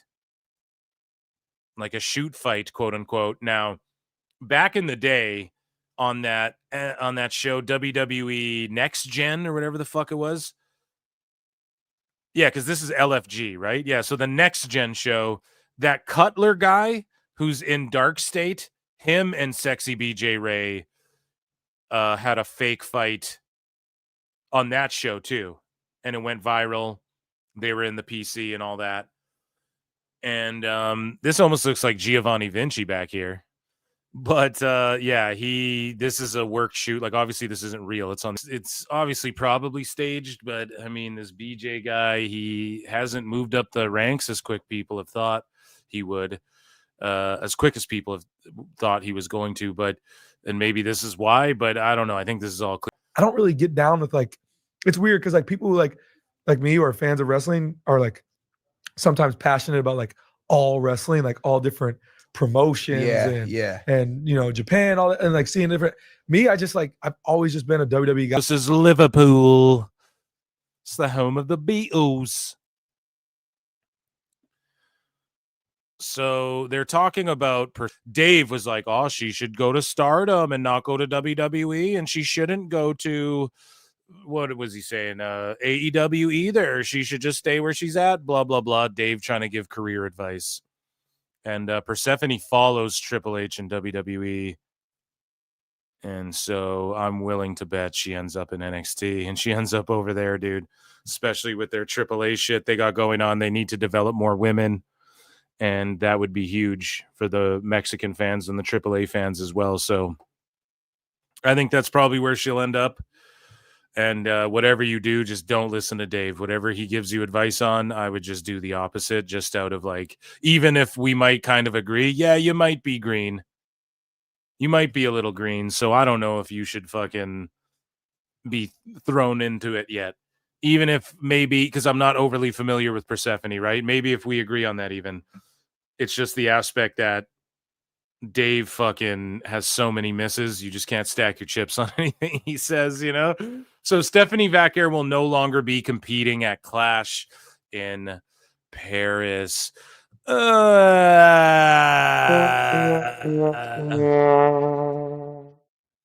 That's one of the matches I was looking forward to, but she remains the number one contender and will have a fresh opponent in a few weeks on Raw.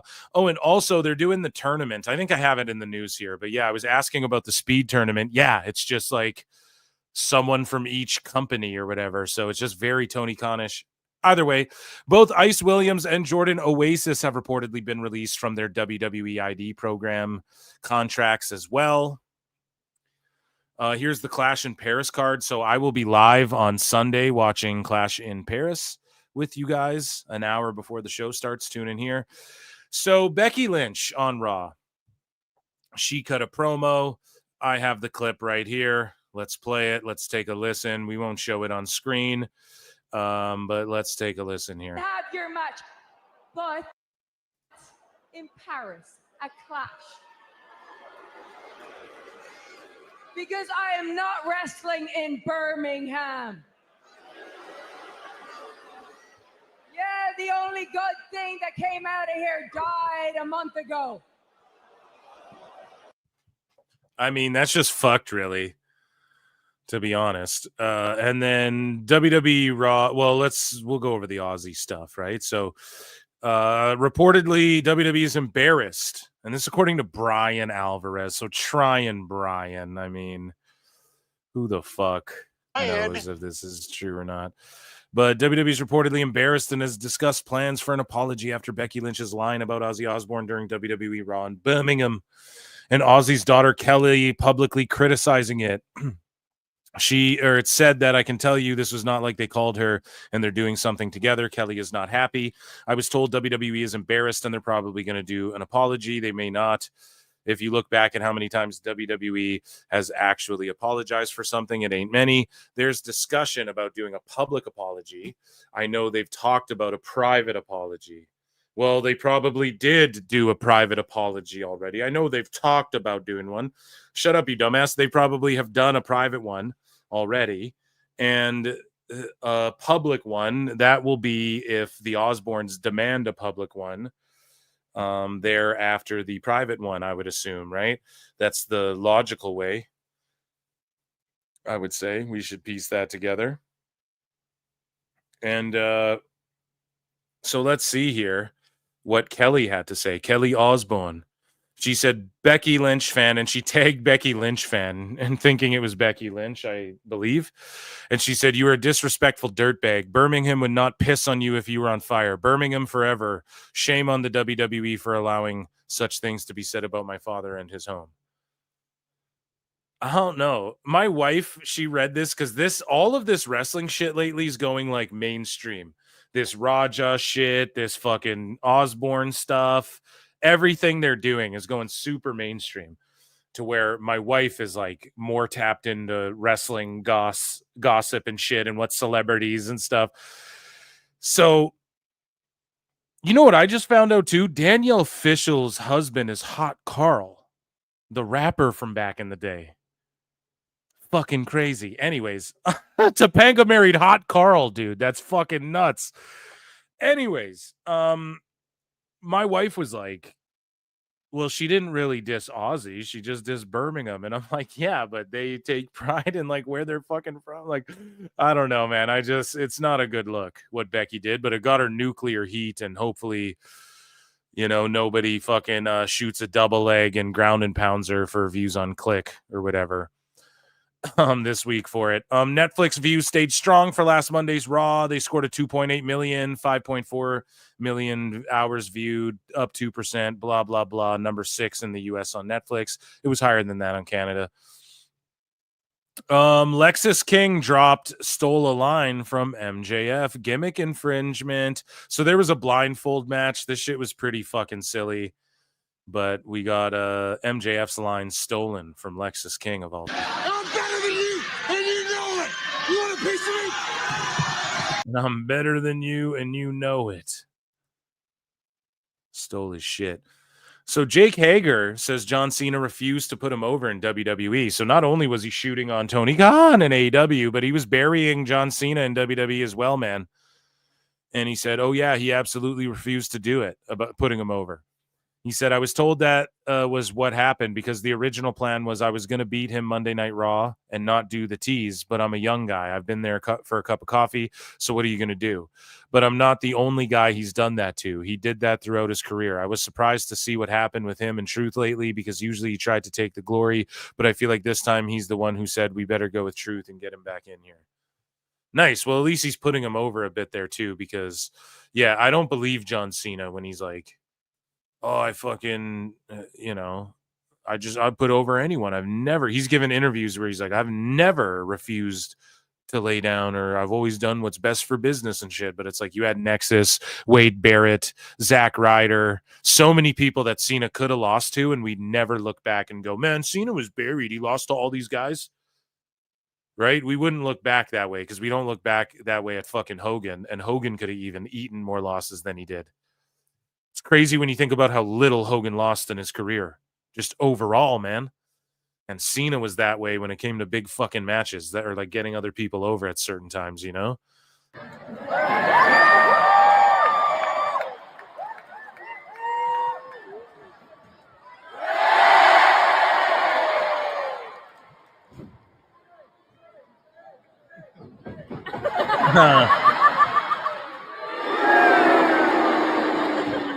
Yeah, they were wilding at these house shows, man. These look fun as fuck. And here we go. Here is Jacob Fatu yeeting with the Usos.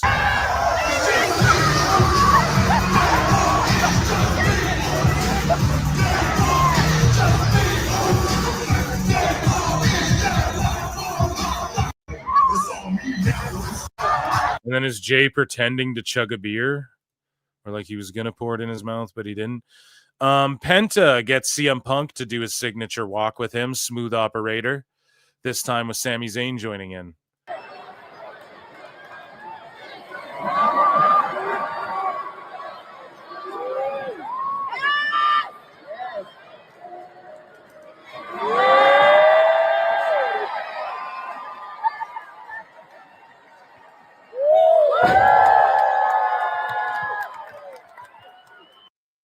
That's awesome, man. They just look like they're having so much fun. This would be so good for AEW to run house shows, man. I don't know why they don't do it. So here's English comedian Michael McIntyre, and he made an appearance at WWE's live event in Manchester. You've done a lot of fundraising for them. Let's have a round of applause.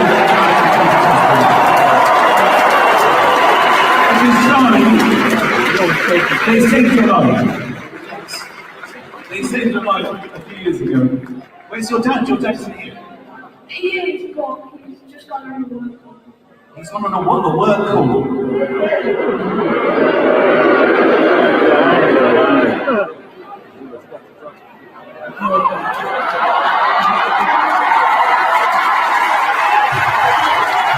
So you can't even hear what he's saying, but I wonder if any of his jokes offended anyone, and then they jumped in the ring and double-legged him and ground and pounded him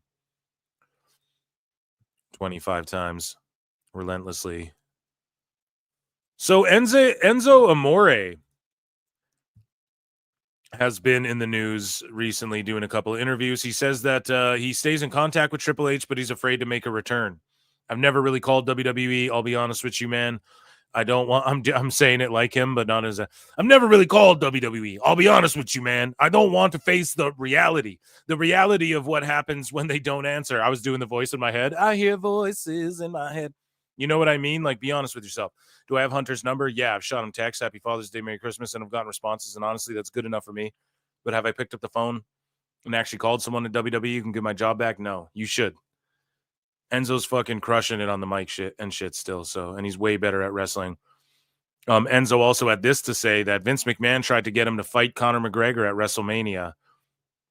In a shoot or a work. Let's take a listen. I went to the Conor McGregor Floyd Mayweather fight because Vince McMahon sent me there. Vince McMahon sent you there? Vince McMahon, bro. When I'm telling you, I was the cruiserweight champ of the fucking world, bro. Vince McMahon made me tweet, pulled me into a room. Big Cass is my eyewitness because thank God he was a witness because people probably even fucking wouldn't believe me. Me and Big Cass are breaking up, and they pull him into a room, and we're a tag team breaking up, and they tell him what he's doing. And then Vince tells me what I'm doing. And he goes, you're going to be the cruiserweight champ. And I want you tweeting at Conor McGregor picking a fight. We want McGregor for fucking WrestleMania. That fucking rules, dude. Vince was such a badass with shit like that. Booking. Badass. His badass might mean a whole different thing in other contexts, but I'm just talking about how hard he went as a promoter. Oh, you want McGregor? For me versus McGregor. Whoa. Because I'm becoming a bad guy heel, but I'm becoming the bad guy heel that runs his mouth, and runs away. You get it? Yeah. Dude, imagine a McGregor Enzo match at Mania in that era before Conor was allegedly a rapist and he's trying to be a president and all these fucking, I don't know. It's just what's in the news. And imagine that. They'd be cutting promos back and forth. You know, McGregor might throw some fucking live rounds in there because he's crazy. He knocked out a mascot before or whatever. And yeah, he'd be chasing him around the ring. I just think that would be awesome. I think maybe McGregor would make it look cheesy, though, if you've seen his acting in that fucking Gyllenhaal movie, Roadhouse. He was terrible in that, but he was terrible in like a funny, kind of fun way. I didn't hate that movie as much. Like, it's a dumb fucking movie. It's not like good, but it's just like a bunch of fights and naked asses, dude. So yeah, the Flair thing, you know, Yeah. like I got more money than you, I'm the champ. And when you give fights and naked asses, it sounds like a perfect Saturday night. You know, the heel the title, you give him a license to kill on the microphone. I went to the Conor McGregor Floyd Mayweather fight because Vince. Yeah, that's pretty awesome. Speaking of someone or not getting promoted, Nikki Bella is still hopeful for a Brie Bella return to WWE. And she says, I keep pushing it. All the women want her back, and they keep asking me every week, has that decision changed?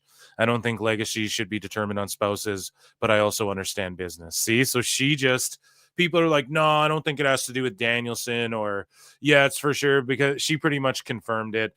It has to do with Danielson, and to the point where I just think, like, negotiations didn't even really pick up a whole lot.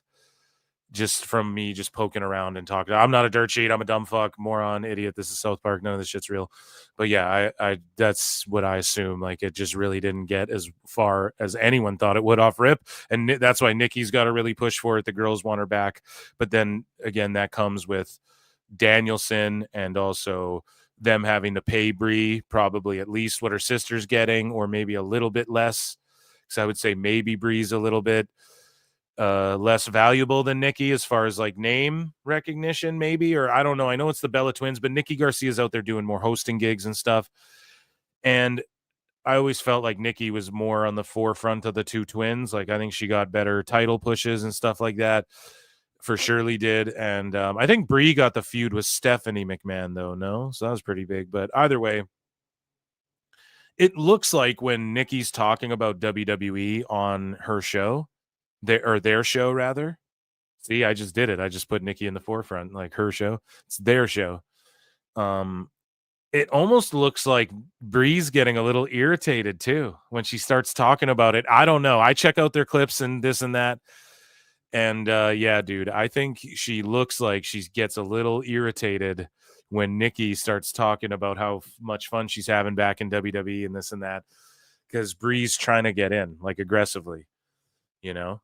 And yeah, people, I don't know if Triple H wants her there. And especially because that means Danielson will absolutely get told things and will come backstage and it'll cause bullshit. They're just trying to not rock the boat. They're trying to not have leaks. None of that shit. And also think about this, and I've pointed this out myriad times. People like MVP, when he has beef with Triple H and shit like that, man, they were talent at the same time. Triple H, Shawn Michaels, and DX were politicking till the day they die. They'll politic, and those guys were politicking while MVP was a talent there. So of course he's more of a Vince guy, and him and Hurt Business and shit aren't gonna really fuck with Triple H's regime. It's not that, you know. It's not even that Triple H isn't good for this leadership or this new era or whatever, but some people like a Danielson, well, because of Triple H, they had to end Danielson. They had to reshape an entire WrestleMania and give Danielson, what was it, 3 matches in one night? Or what did he do? He wrestled the opener and then the closer, right? And didn't he have one in the middle or something like that? I can't even remember, but either way, dude, it was Yeselmania. They had to change it so that Bryan won. They were trying to shove Batista down everyone's throats. Triple H was getting more and more into the office there while he was a wrestler still. So you got to figure, like, Danielson's never said anything unkind about Vince. He's like, no, I love Vince. We had a great relationship, blah, blah, blah. We did good creative together, blah, blah, blah. But with Triple H, man, again, Danielson and Triple H dealt with each other more as talents, right? Like, there's that infamous fucking video of the crowd chanting like, yes, yes, yes for Danielson, while like Triple H and all the superstars are out there and they're addressing the fucking locker room and shit. And it's like Shawn Michaels and Triple H are out there and everyone's chanting for Danielson. You know, Triple H obviously politicked and tried to stifle that and had to get involved in all that. And his friend had to come back and fucking win the Rumble and all this shit. So it's just a different relationship, and they might not want fucking Brie or Danielson snooping around, you know? That's my assessment of that. So NXT scored its second lowest audience of the year and tied for the lowest key demo of the year. Down 9% from last week with the 616K viewers, and 0.12 in the 18 to 49, down 20%. Damn. So what was on last week? No. I'm not going to play that game. Do a better show. No, last week's show was that the Go Home? Can't remember. So there has been more talk of Vince McMahon, or there has been no talk, rather, sorry, of Vince McMahon returning to WWE in any capacity at this point. No shit. Sources at the top of WWE claim that they have no desire to bring him back. No shit. And that there have been no discussions regarding McMahon contributing in a creative capacity. No shit. People were with him for his fucking birthday. Okay. Speaking of days, it's Rusev Day, but it's also Ren's Day here at PWT. Let's check in with our girl Ren's Day. Everybody, 2s in the chat for Ren Sinclair and Ren's Day, who has some friends with her this week. Hey guys, happy Ren's Day. Today we're here with Charles. Okay, we have a special guest here who wants to say something. You can touch it this once with my. Okay. Give her the space. Okay.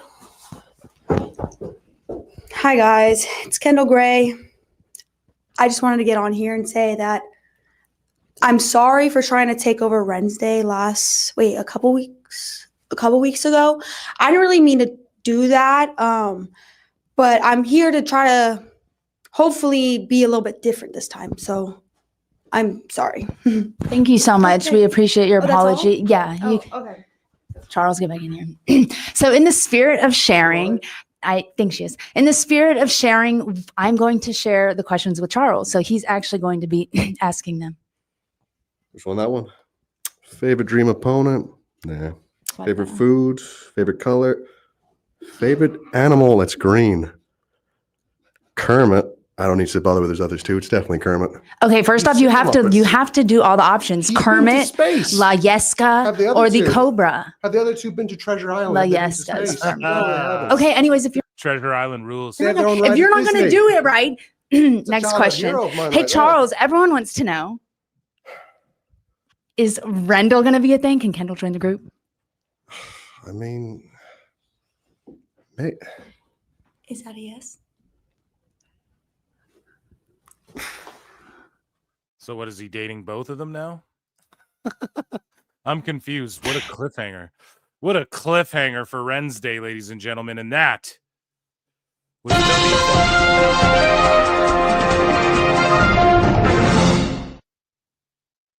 let's check in with chat here. Guys, we had a fun time here, especially with that segment. I'm going to check in with chat in just a momento. Let's see. Kermit is fucking, what's his face? Disco Inferno. Shout out Disco. Kermit the Frog here. I can never figure out how to do disco until I start doing Kermit. That's what it's turned into. Here, I'm just trying to look at what we got over here. I'm checking in with chat. That was a great segment. That was an amazing segment. It was huge. It was the best in the world. Okay, ladies and gentlemen, let's get some fucking flutes in the chat. I need to see some flutes in the chat, Daddy. What's about to come next? And I'm going to check in with you guys as well. Disco Fever. Maximili, also the one that done Kermit. Did you miss the WWE announcement about the collab with the PSG Football Club? Whoop. Jericho doing a run-in. Clash in Paris, one of the biggest clubs in Europe, and won the Champions League. No, I did not know that, but I will talk about that more on the Saturday show, more than likely, because I'll get that bookmarked. Excellent autobiography and what happened when they did give Brian the ball. Sorry, I need my glasses. Oh, hey guys, by the way, my next fuck gonna need some time off. Billy Corgan had Ren Sinclair trained right. Fuck yeah, dude. Fuck yeah, she's amazing. I've been a fan since way back. Maddie Renkowski in AEW. That was my shit.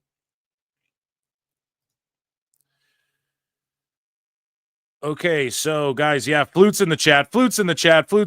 I need to spirit bomb summon the energy. We're gonna take out Dave. Okay, it must be done. And I'm gonna need a shit ton of flutes in the chat, ladies and gentlemen. Flutes. Flutes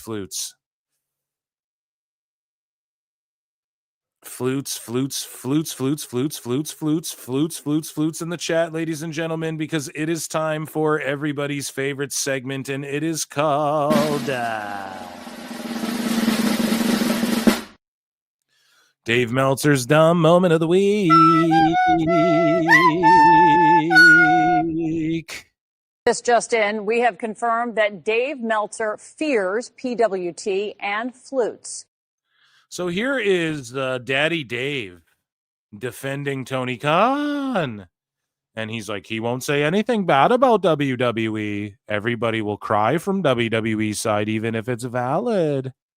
Dave, AEW won't stop crying. Tony literally had a breakdown. I won't stand up for this shit.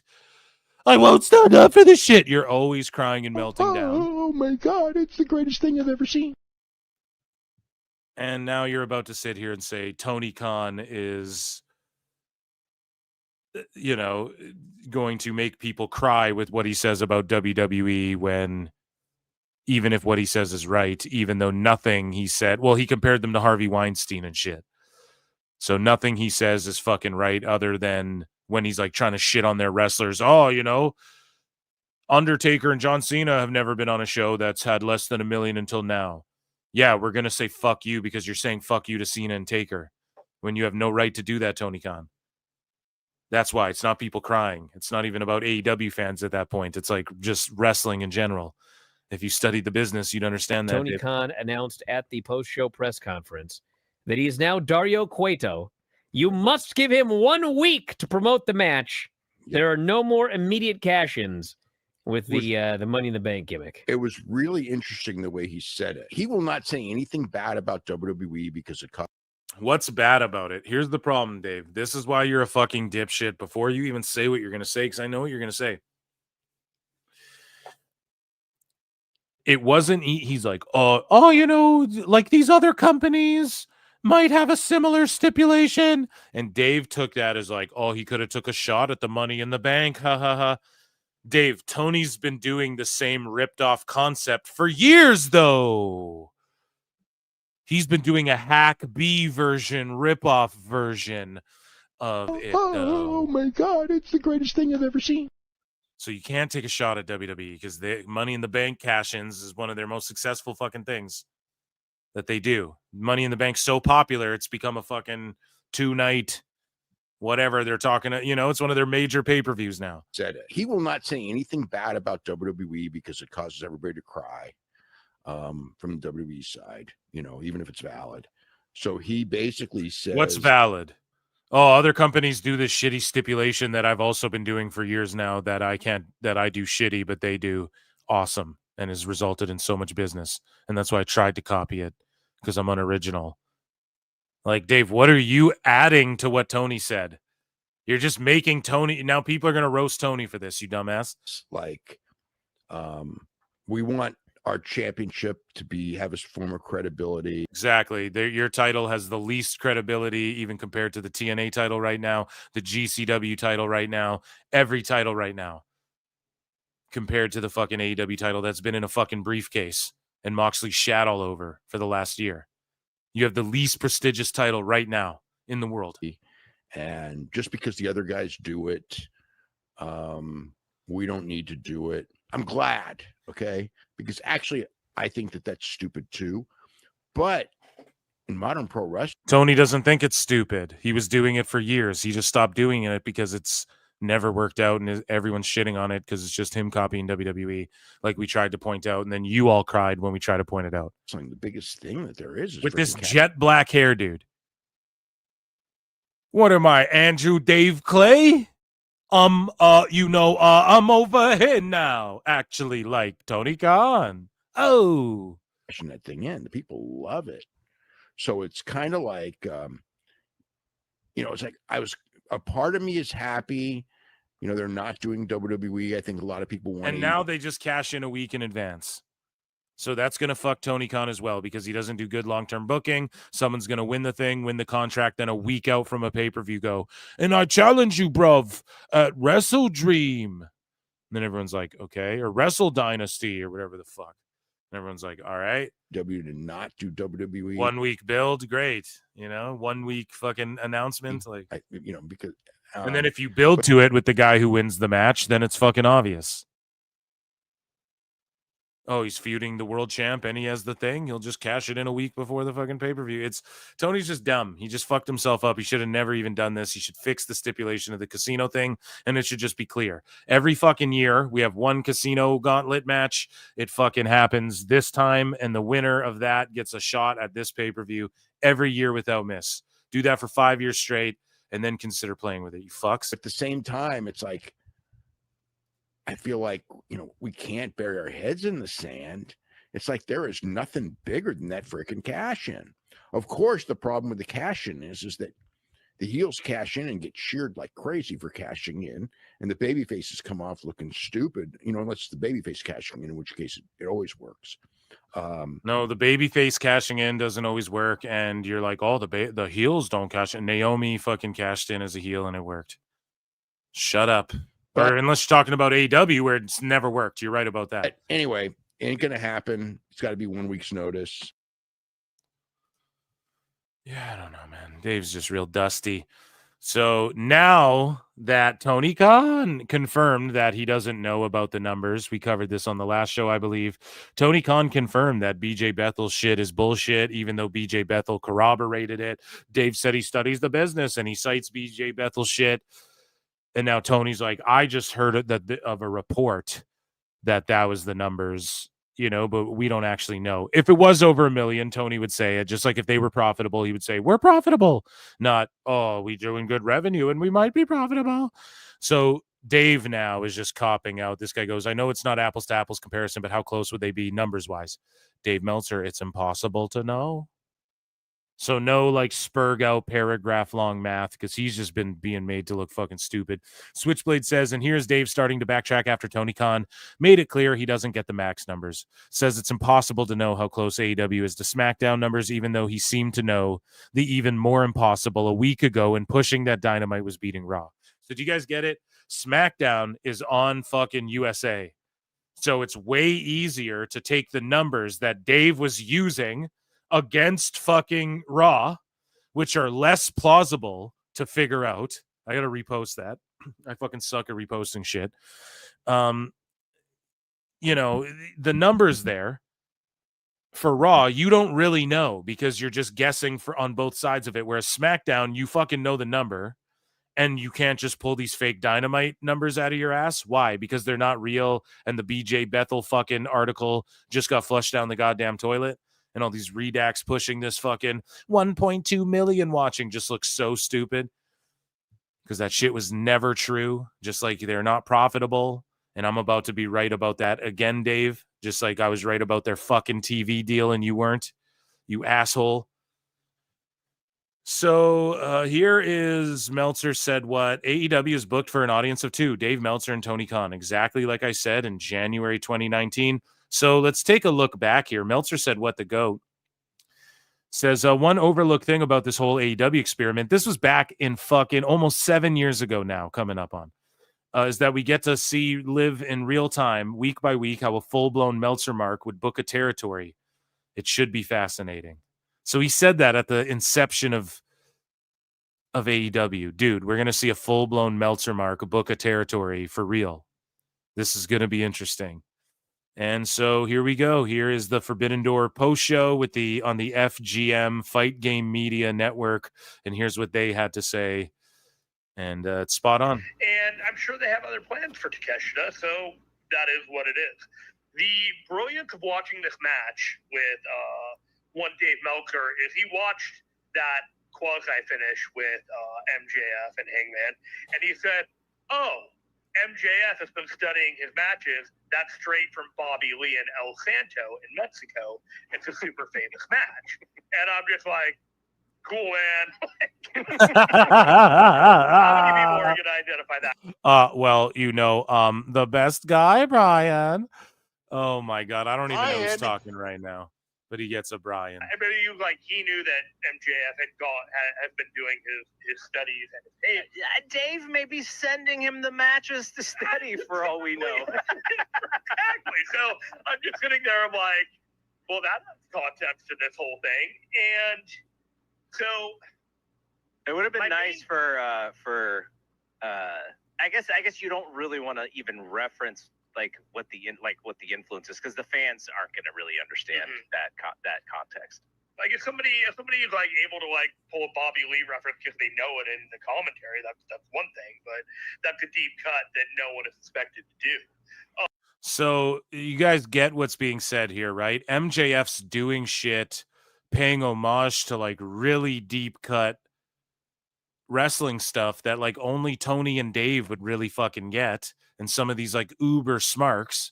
And why wouldn't MJF? I mean, it's cool to do callbacks to old wrestling shit you studied, but it's just the fact that like Dave is like pointing it out. Oh, look, he did this. And these guys are even saying like, man, he could have sent that shit to MJF. And that's why he did it. So that he gets covered favorably by the media.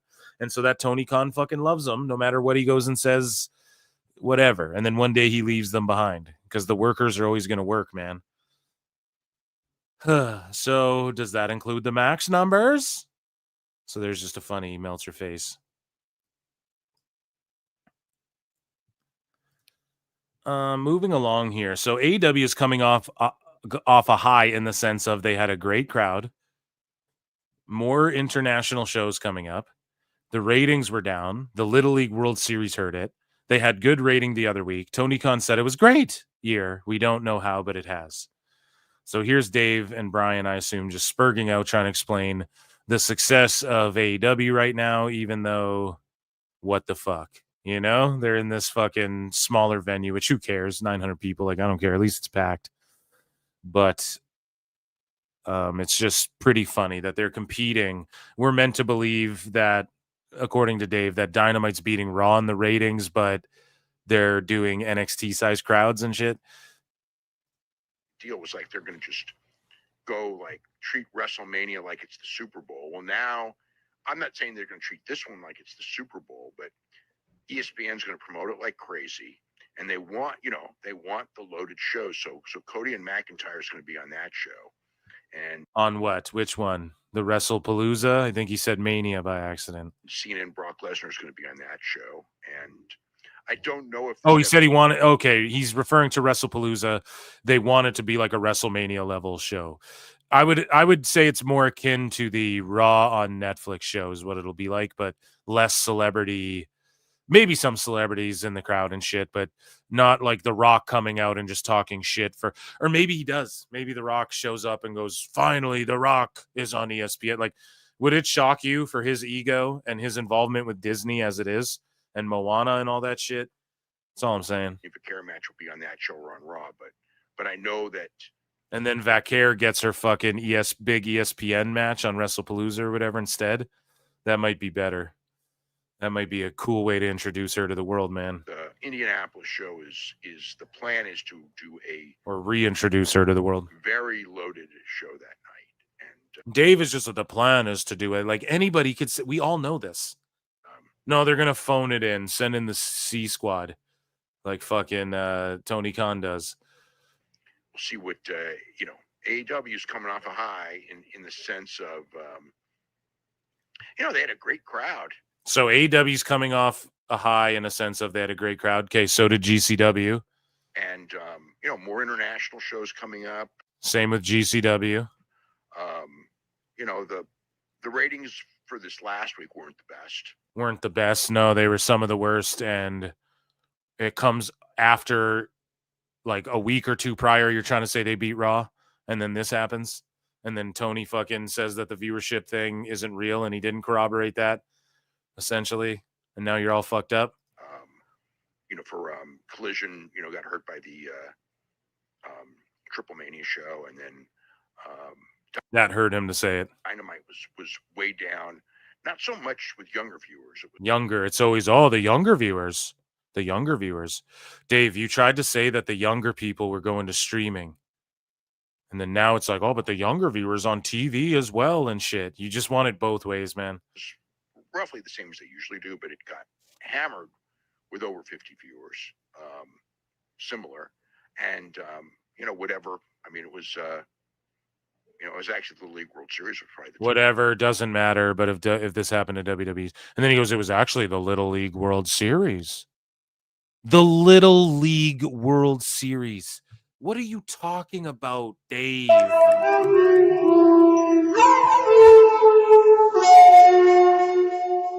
The Little League World Series was on, so that took away. Yeah, because why? AEW fans, what, they love watching kids or what? Is that what you're saying? That one fucking dude was meeting him outside and taking pictures with him. He was like, I love meeting kid fans at AEW shows. We're sickos. Yay, sickos. Is that what you're saying, Dave? What are you saying? The Little League World, and there was a child beauty pageant on the other channel, Brian.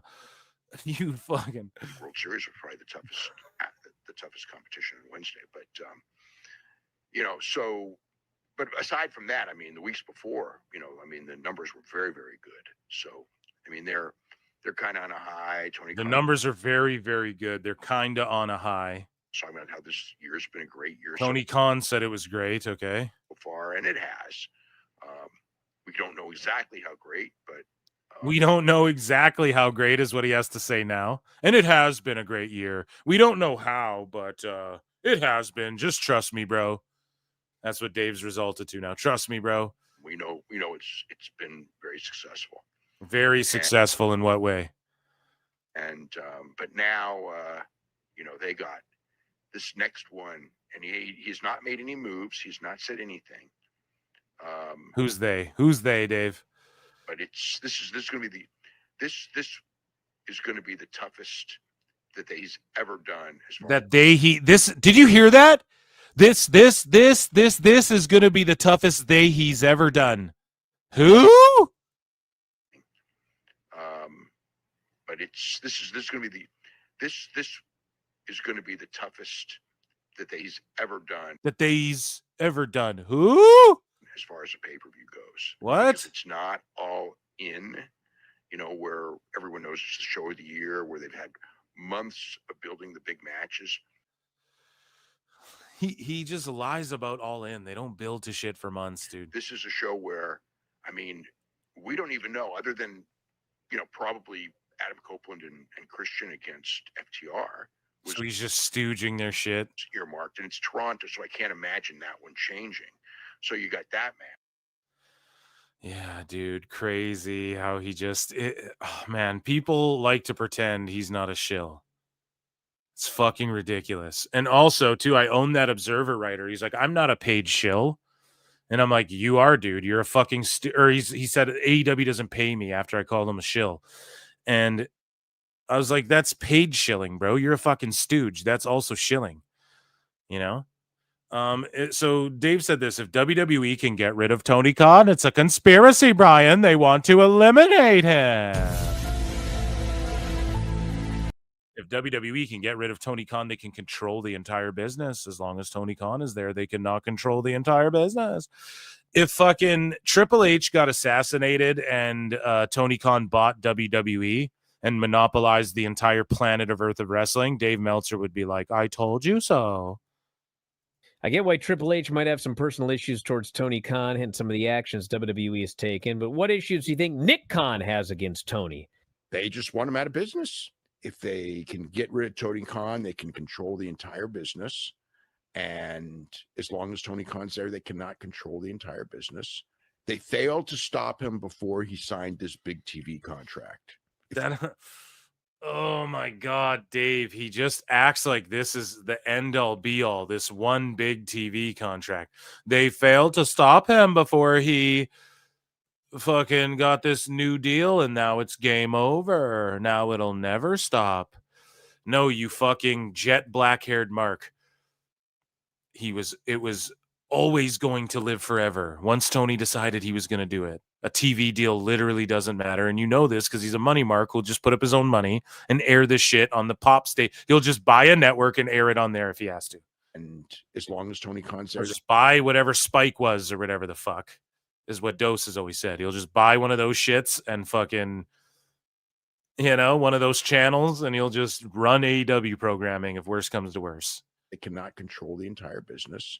They failed to stop him before he signed this big TV contract. If these contracts continue to they weren't even trying to stop him either. Vince was like letting them talk about AEW and shit. They weren't doing anything. They weren't going head to head, nothing. The only head to heads were when Dynamite had to be moved to Tuesday, and then fucking Tony Khan melted down like a redact on Twitter. That's the only time. Okay? You're acting like this is neck and neck. Triple H is just stepping on their throat. They didn't fail to do anything. He's just stepping on them when it really hurts, Dave. When you're desperate, this is how we know things aren't looking up the way you're saying, because you're so desperately trying to get that across when everything objectively that you can objectively analyze says differently. Trouble. You know what I mean? Like, can you imagine? I mean, they're not going to be just the second. They're going to be like, incredibly profitable if they get the next deal to double. I'm not saying they will, but WWE got close to that. WWE got close to double. UFC got close to double. AEW doesn't do UFC and WWE fucking numbers, you old dumbass. UFC got more than that. The last thing they want is a franchise that's really strong. So that's the new goal, is to make sure to drive them as much down as they can. I get what. Yep, they're competition. That's what competition is. They don't want a healthy franchise. That's why they teamed up with TNA. That's healthier than ever and is a franchise that's been around longer than AEW. And by my own admittance, if you've been around longer, then that means you're fucking more prestigious or whatever the fuck Dave's trying to say before. And they can bail out of the TNA shit on, what was it? 6 months notice? What did they say? 60-day notice or whatever? They can bail out of the TNA shit? 90-day notice? Why? What if TNA goes rogue on them, bro? You don't fucking know. God damn.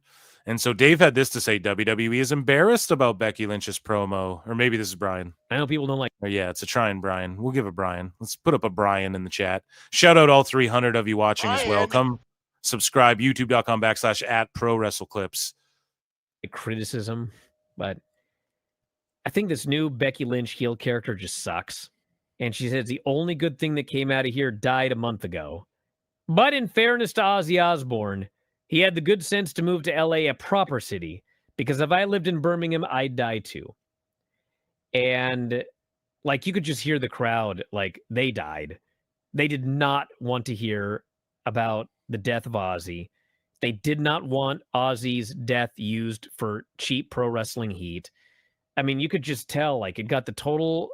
I mean, I don't know what reaction they thought it was going to get. Maybe they thought that's the one. They wanted a bunch of heat on her, which happened. People would like boo her out of the building, like the Drifter in Seattle that one day when he talked about the Supersonics. Kelly Osbourne, she went on her Instagram stories and she wrote, "You're a disrespectful dirtbag.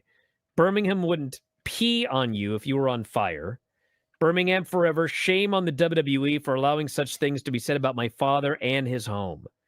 And I can tell you, this was not like, you know, they called her and then they're kind of doing something together for, like, Kelly is not happy.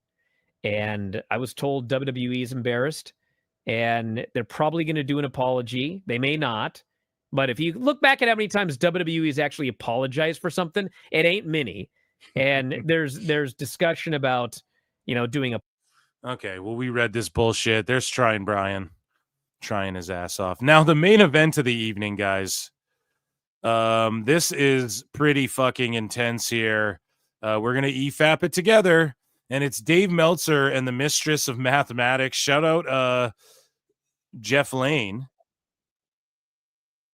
who's a buddy, I guess now. We follow each other, and we did a show over on Hughesy's channel together with Ben Hameen as well, and Hughes and Jeff Lane there, and him and Vince Russo, they figured out, because this person legitimately in this video is legitimately a Wrestling Observer contributor.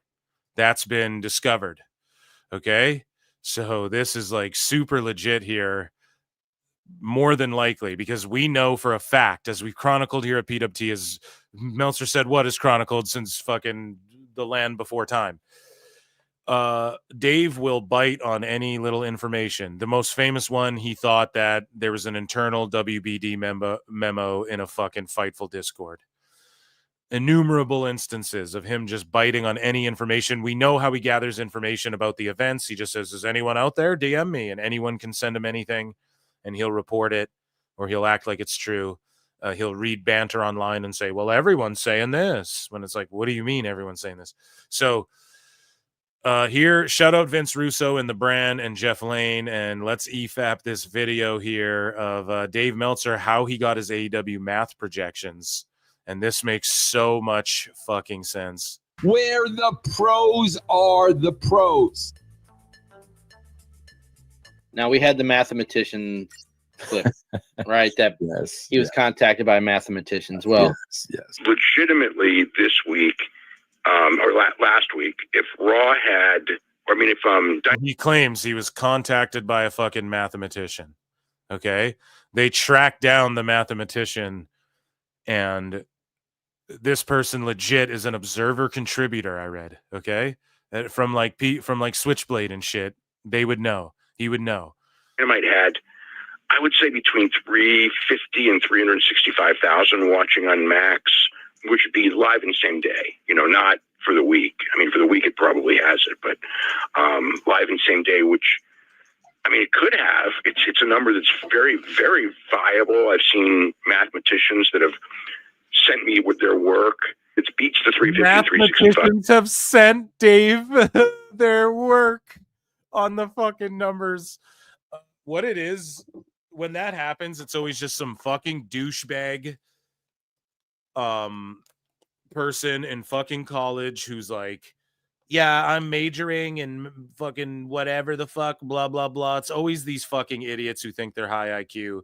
There's this video that came out recently of where they had, I know I talked about it on the show, but they had like 5 people in a room or like 10 people in a room, and there's like guys and girls, and they get them in the room, like rank each other based on who you think has the highest IQ. And the girl who was talking the most shit, actually, I like study biology. Yeah, like actually, like I study like the human biomes and shit. And she had the lowest IQ, or like the second lowest. And the person that she was bossing everyone around, the person that she put at the lowest was tied for like second place or whatever of highest IQ. Like this dude who was like in a trade and all this shit, like this young boy. And it's so fucking funny when shit like this happens, man. And so Dave just saying, oh, mathematicians fucking contacted me. It's just these dumbasses who like think they're smarter than everyone, but really they're redacts and they don't even know, and they're just making shit up, and they just think they're better than everyone. That's what Dave is. So of course these are the type of people he's surrounded by. Then Dynamite has got more viewers. Last week would have more viewers than Raw had. Final Boss Engage did some research and found the mathematician, and this is no joke. This is legit. Wait a minute. Final Boss did the research. Yes. To try to pinpoint who Dave was talking about. Yes. Okay. Found the mathematician. So I'm going to read you. This is a shoot. Shoot. Swear to God. All right. Yes. So this person tweets in this long thread. For what it's worth, I don't think AEW is doing as badly on Max as some on Twitter think either. The number that BJ Bethel put out is probably a valid number for some metric that WBD cares about. But Nielsen equivalent, Max probably about 300,000 for an average Dynamite. That's where. So that's exactly what. That's where you got the 300,000 right there. Meltzer had said, right? Mm-hmm. So who does this tweet come from? This is the mathematician. Now you can see followed by Dave Meltzer. Oh, followed by Meltzer. Okay, followed by Meltzer. Non-binary. I don't know if I can say this word. We used to say it back in the 70s, but a DYKE rhymes with Mike. Z, they, she. Mixtress of mathematics. Wrestling fangirl personal account, okay? No. So this is, if you guys are on the audio. No. This is a random Twitter user with no real picture that has a cartoon drawing, describes herself as a non-binary dyke with pronouns. Oh, so we can say it. Okay. Z. Yes, we're back. America, Cracker Barrel. Fuck you. No. They and she. She is the mistress of mathematics, mistress spelled with an X, and a wrestling fangirl. This is where that number came from. The mistress of mathematics. No, it didn't. No. Yes. Swear to God. This is it. This is it right here. This is the best research I've seen done. This is a great job, Final Boss. Okay, wait, hold on for a second. By Dave Meltzer. Jeff, hold on. Tie her back into this for me. She was in the thread with Meltzer. He's also okay. So she was in the thread. Wait, see, you didn't say that. Now she was in the thread. Bro. Let me tell you, bro. He follows her, so bro. None of that really even matters. Popped up for the viewers. I didn't put that up there for you. Okay. The 300,000 number. Also, Dave has quote tweeted her numerous times. Oh shit. So depending on what educated estimates you use or how much of the audience is the same and how much of the audience is in the US, mathematicians send me stuff. She's a mathematician with an X and is just a Twitter mathematician. So that's like saying fucking even Switchblade, right? I go, dude, kudos to this guy. He crunches the numbers. He approaches it honestly. But like, we're not about to sit here and go, mathematicians are sending us fucking numbers. Like, what? So not until Tuesday afternoon for a comparison. So even that number would whatever. Like, he's responding to her. Just like, it's very hard to reconcile last week's Raw having 2.8 million views, 5.3 million hours, blah blah blah. Dave is like, the math works out if 179,000 of this total audience around the world, blah blah blah blah blah. Right? Just shilling for AEW, and he's quote tweeted her about a bunch of these Netflix numbers. So because this person says that they are the mistress of mathematics, wait a minute, that is enough. I think you're missing something very, very key too. What does the last thing on the bottom say? Followed by Dave Meltzer? Yeah. Yeah, I said that. Yeah. Well, you didn't say he was following. Yes, he did. Bro, you completely missed that part, Vince Russo, bro. He completely missed that part. He did say that that was like the first thing he said. He's following her, bro. Right. That's his mathematician. Yes. That's where he's getting the numbers, bro. Yes. Oh my God.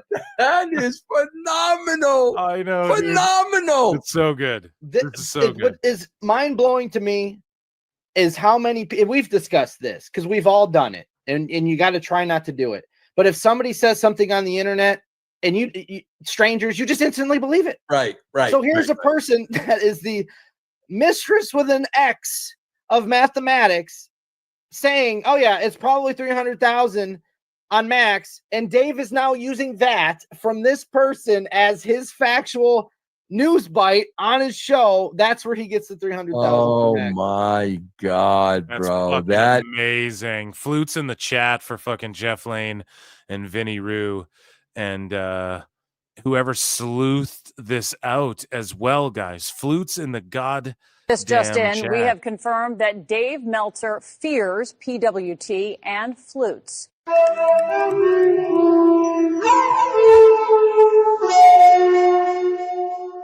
Is incredible work by Final Boss, Jeff. That is absolutely incredible.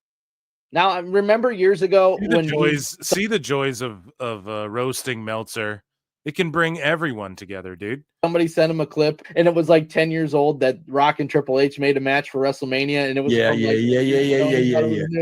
I mean, that's what he just believes anything that anybody tweets to him because he needs news. He needs news. He needs something, and sometimes, some days he doesn't have anything, and he'll use something like this. Random Twitter user just says they guessed that they would get 300,000, and he just, that's what he does, man. He'll go, who's at the arena? Tweet me live reactions and what matches were good, blah blah blah, and then he'll fucking watch them on the TV and then rate them based off what these people tell him.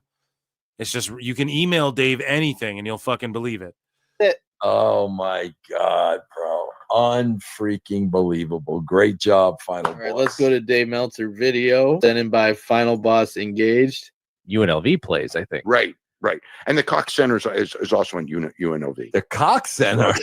Did you just say the Cox Center? What is the Cox Center? It's actually the Cox Pavilion. C-O-X. And he called it a big cock center. You go there and they just have cocks. You walk in the center and there's cocks everywhere. According to Dave Meltzer. It's the Cox Pavilion. C-O-X. He said the Cox Center, and I'm laughing. I laugh like a child. Jerk that'll come along and snatch something, So I'd rather just watch the streams. Although I do love going to the buildings, but it is what it is. Wait a minute. Wait a minute. You don't fold up your computer and take it to go take a pee with you? What's he bringing, like a desktop tower? I'm wondering. You flip it over and you put it under your arm and you hold your cock at the Cock Center with your. So okay, where's the fucking what are they roasting Dave for there? Is that more the mathematician? Here, let's take a look. They have another clip here. Yeah. Oh yeah. Has been doing the Cena entrance. They tweet, the groom did the John Cena WrestleMania 25 entrance at the wedding.